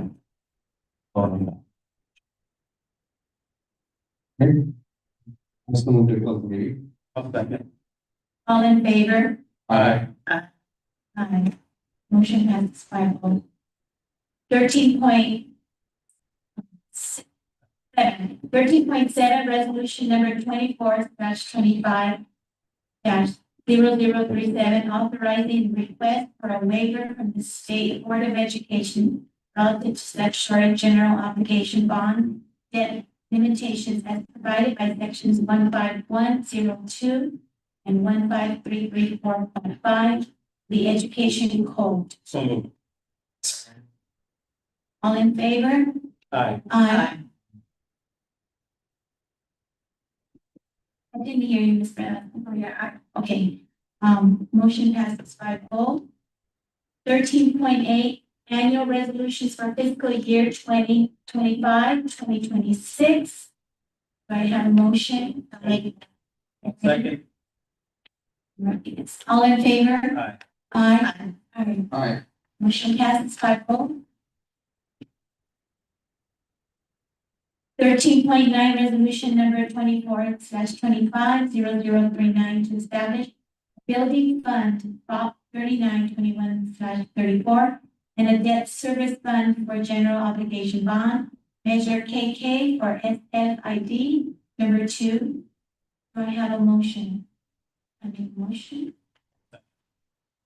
All in favor? Aye. Aye. Motion passes 5-0. 13.10, resolution number 24/25-0040, to establish a building fund. Yeah, right? Yep. Yes, Prop 3921-37, and a debt service fund for general obligation bond for measures LL and SFID number 2. So moved. Second. All in favor? Aye. Aye. Aye. Aye. Motion passes 5-0. 13.11, resolution number 24/25-0041, to establish a building fund, Prop 3921-38, and a debt service fund for general obligation bond, measures MM, or SFID number 1. A second, I'm sorry. Correctly, not yes. All in favor? Aye. Aye. Yeah, thank you. Motion passes 5-0. 13.12, consolidated application for 2025-26 funding. So moved. Second. All in favor? Aye. Aye. Aye. Motion passes 5-0. 13.13, open public hearing for the second extended school year 2025 waiver. So moved. Second. All in favor? Aye. Aye. No. There are no comments for this second extended school year.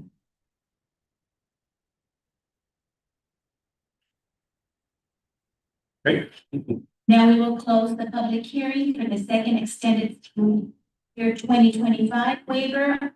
Do I have a motion? So moved. A second?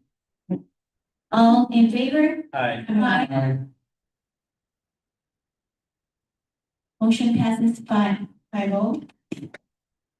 13.15, authorize second extended school year 2025 waiver. Move. All in favor? Aye. Aye. Motion passes 5-0.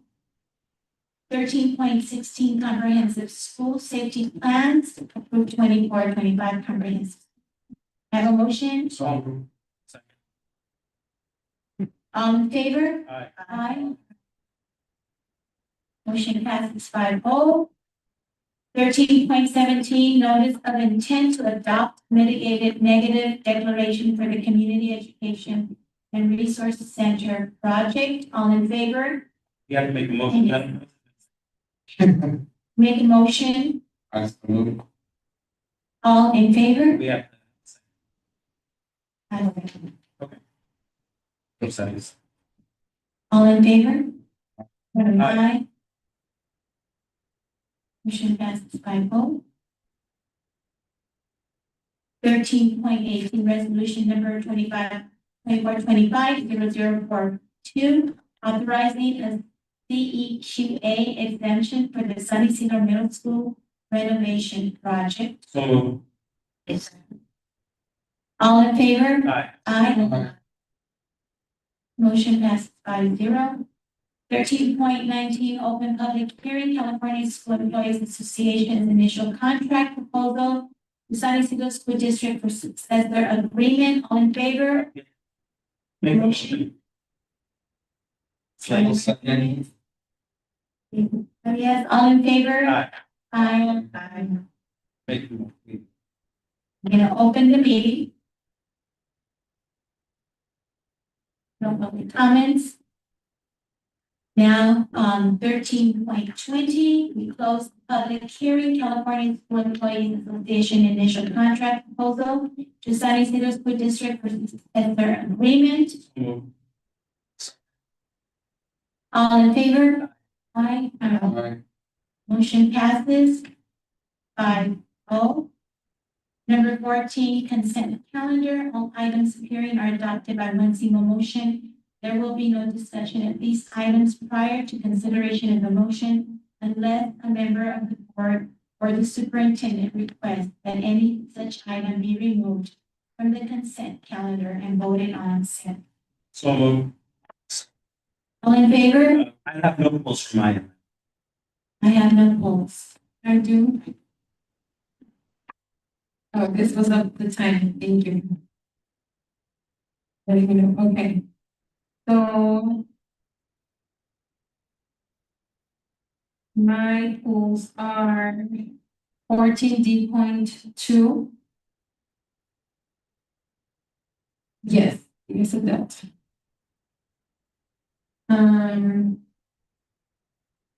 14D.7 Delta.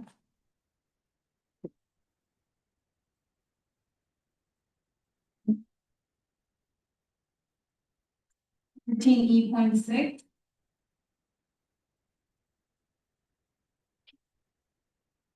14E.10.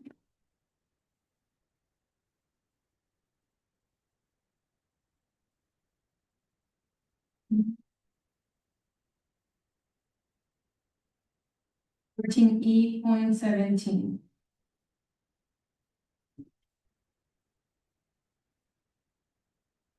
So Madam President, as I make the motion, I'd like to make a motion to adopt all items except 14 Delta.2, 14 Delta.7, 14E.6, 14E.10, and 14E.17. I second. All in favor? Aye. Aye. Aye.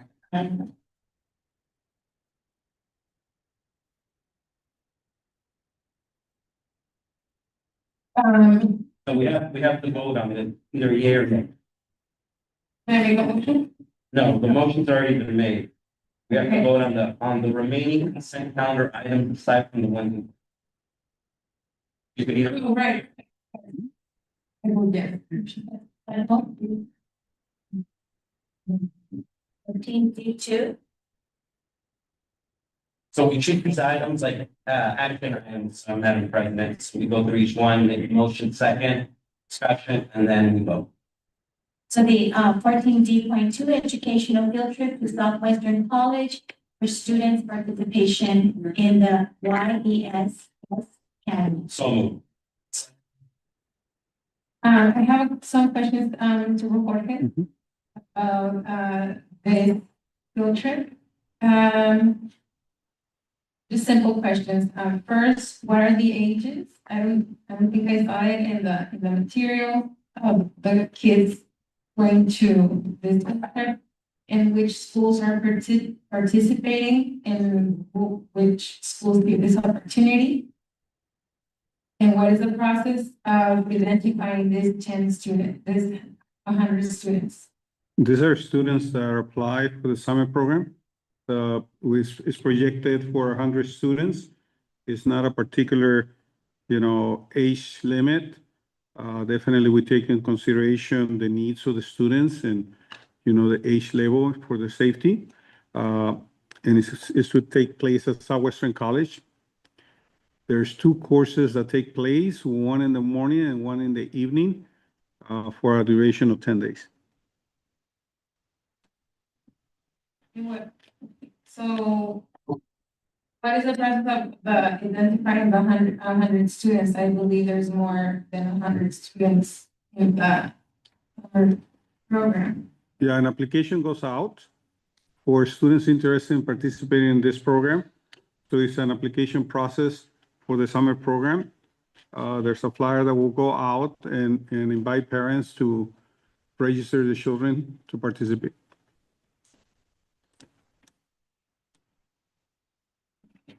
Is special education also included, to be invited? Yeah.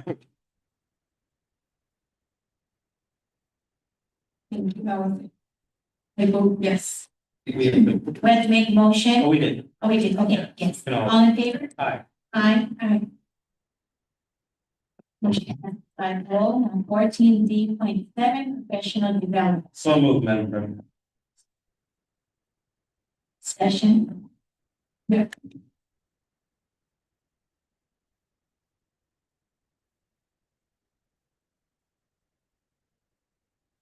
Then one. I see this is professional development provided by the county, is that correct? So which one are you referring to? There's 4. 14, okay, so this is professional development.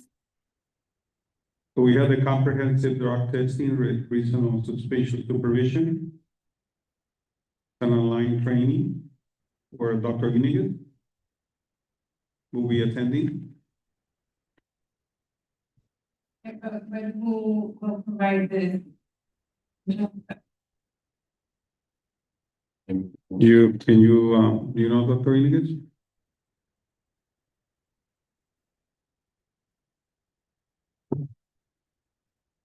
We have an organization with the contract, the name of which I forget, you're gonna forgive me for that, but it is board approved, and they are the ones who essentially do all of our required random drug testing, background checks, things of that nature.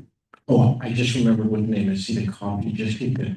So the acronym is CDT Solutions. That is who we work with.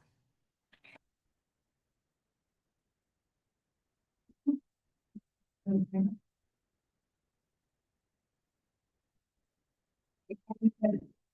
Is it also, is it provided by the superintendent, San Diego County? Are you referencing the one that I just mentioned, CD training? Yes. No. No. So this is a private organization that any school districts essentially subscribe to because they do provide a mandated service. And they coordinate hand in hand with CHP. CHP is responsible for, we just had our most recent visit where we passed with flying colors. And this is part of the requirement where we have to essentially renew our training. And And that agency is aside, it's not from state or town. Right. Anyway. Right. Right. Okay, thank you. That was it. Can we call for a vote? Aye. Aye. Motion has. 14E.6, agreement with the San Diego County Superintendent of Schools for the outdoor education program, sixth grade camp. So moved. Yeah, for this one, I don't have questions, but I want to just emphasize, that this item, we can do maybe a better effort to ask the parents to join a parent committee. Doesn't have to be the PTA, but any parent committee that we can create at school, so we can raise funds for some kids that pay for this trip. They don't have to pay. I know we provide the additional costs for kids that can't. But I think it should be a free favorite camp for every student. And that's just some of the beauties that parent committees can do. That's it. Thank you. We have a vote, motion for vote.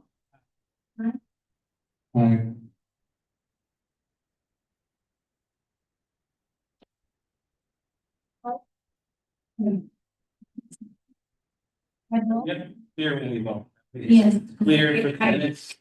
That way it's clear. Yes, thank you for asking. Either yay or nay. 14E.10, data agreement with Behavior Health Incorporated. So moved. Second, So, do you have some questions?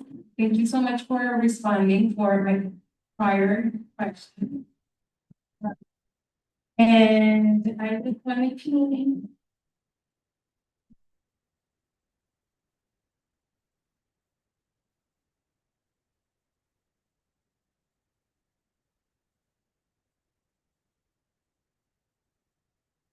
So this is about parental consent.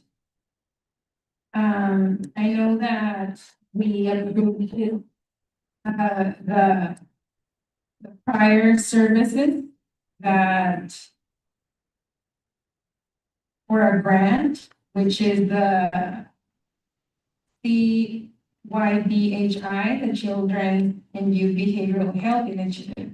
And in order to have this grant, we need to agree to this other external company, which is Carella Behavioral Health, which is the company that collects data, correct? The student data, that's what I understood.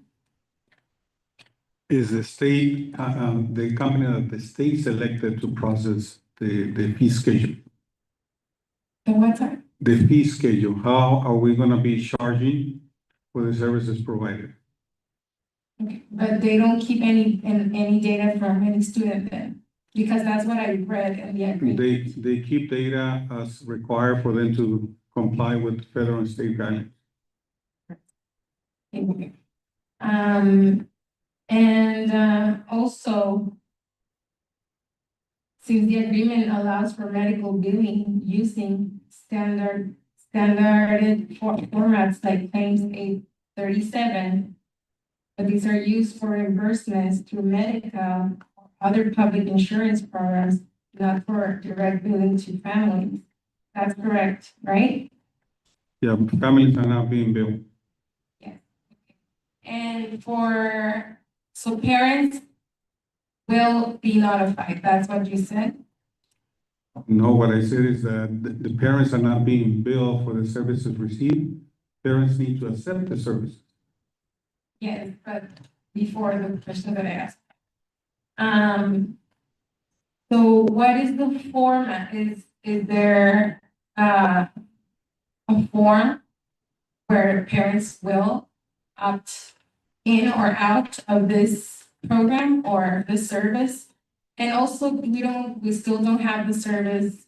The county is still, they still don't know what the service is, right? What the program is.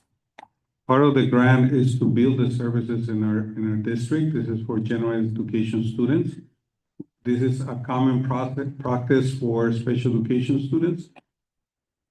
So with this program, it allows us to provide more services to our students, the general education, the mental and health services. The parents approve those services upon the students being identified and in need of those services.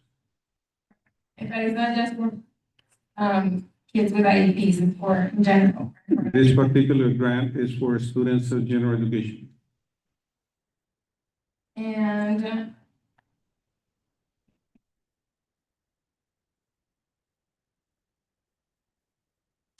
And what is the form for the parental consent? And when is it gonna take? When a student is identified of need of a service, parents are contacted and requested their approval to receive those services. Same thing as for special education students before they receive the services, parents need to agree on the IEP. In this case, we're talking about general education students.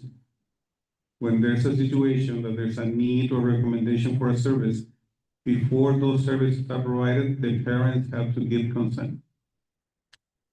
Well, that's great to know because the last meeting, we didn't know about this. And is this also in the agreement? In the contract that we were signing for? The DUA, the data use agreement, it doesn't override parent rights, it doesn't touch on parent rights. FERPA and district procedures would ensure the compliance. And we don't have a layout, we don't know how the form of the parental consent looks, correct? We use parent consent forms currently. For this specific. Not to bill for services the way we would do under CYPHI, but we offer other counseling programs. We always gain consent from parents. Yeah, but what I'm saying is that this program is not requiring any parental consent. I'm glad that we are opting to do that. Well, FERPA also requires has parent rights. Okay. Don't see that in the agreement or in the contract, that's why I'm asking. And also, I would love to see the form of the parental consent. So if this will be started, if we do get the grant, this will be started when the school year starts, when will it start? Yes, the program is for next school year. At the beginning. We would be eligible to start, but we have to still build our capacity to do billing. Typically, that's done in a medical facility type, like a hospital, and so we don't have the infrastructure yet for that, but that's what we're working on with the grant funds that we received previously. So medical will get charged for services. Who will provide the services? These services will be free for families. The funds come from the state, from Medi-Cal, and from private insurance. Okay. That goes And to it says it's not for any specific student, each need of what we identify with each student. It's not a specific bill for each student, that's why. Payment, Medical bill. parents would not receive any bills. I'm not asking that. I'm asking if the district or the county will get a bill They would each student. They would give us funds to provide the service. We would not have to pay this. And also, do we have the IRS number of this company, which is Gorilla Behavioral Health? The IRS number or the IEN number? Can I be provided with that information, please? I don't believe that that's part of the contract to have the IRS number or IEN. But that's something, I don't believe we have that information. But can they provide us that information? And the school district typically does not ask for an IRS number. No, but it's a program that, and well, it's a company that will be working with students as well. So I don't know why we cannot ask these questions. But anyway, Would it be possible since, Board Member Peraza, the district, I believe, and thank you very much in advance for your questions regarding this agenda item 14E10. It's my understanding that there were approximately 1, 2, 3, 4, 5, 6, 7 questions regarding this agenda item that the district had responded to yesterday. For additional questions, would it be possible for the district to receive those questions so we have time to gather the information? sure, of course. So Thank you so much. I move that the board postpones any vote or approval related to this data. We already have a Use motion. agreement We already have a for the motion. children We have a and motion. behavioral health initiative. Until we receive the next missing pieces or the missing information. that I've Excuse me, Ms. requested. Peraza. Point of It's order, already- Mr. Rock. Yes, so we already have a motion. We're gonna vote. Okay, well, All in favor? proposing a motion. All in favor? Aye. No. Motion passes 4-1.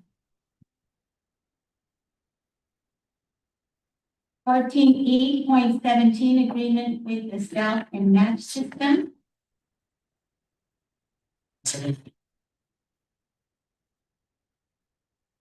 Okay, yeah. We wanted to ask, have we received this support system before? Yes. If yes, was the data of the outcome? Was the outcome that we have seen before?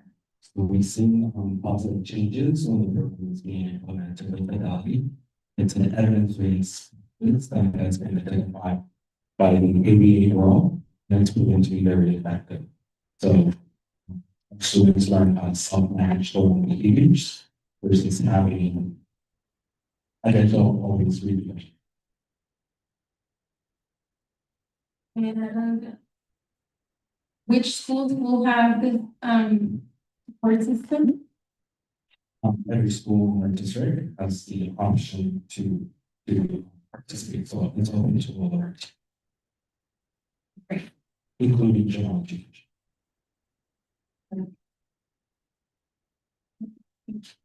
Vote. Aye. Aye. Motion passes 5-0. I'll make the motion, Dr. Potter, to recess to close session at 10 PM. Second.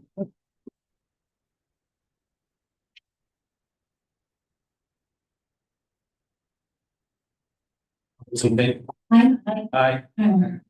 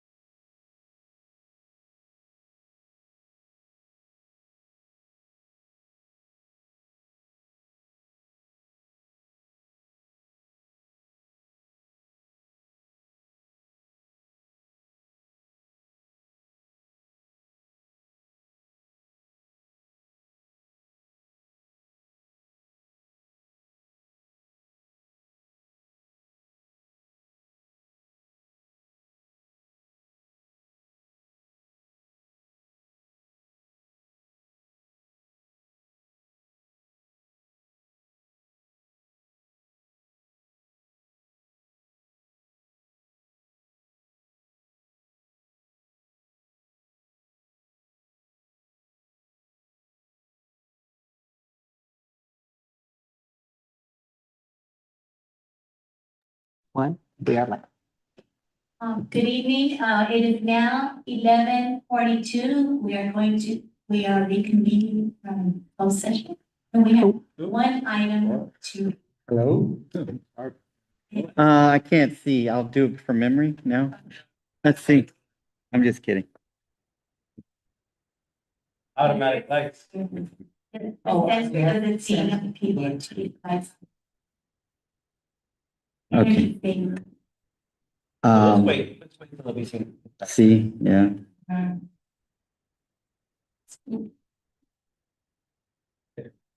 Emergency lines are going good. Oh, we might have to use. Okay. Thank you, Board President. The board voted in closed session to give notice to 3 certificated administrators that they will be reassigned to alternate locations. The vote was 5-0 in favor. The motion was made by Trustee Martinez and seconded by Trustee Rosario. Thank you. Madam President, I'd like to make a motion to adjourn at 11:43. Second. All in favor? Aye. Okay.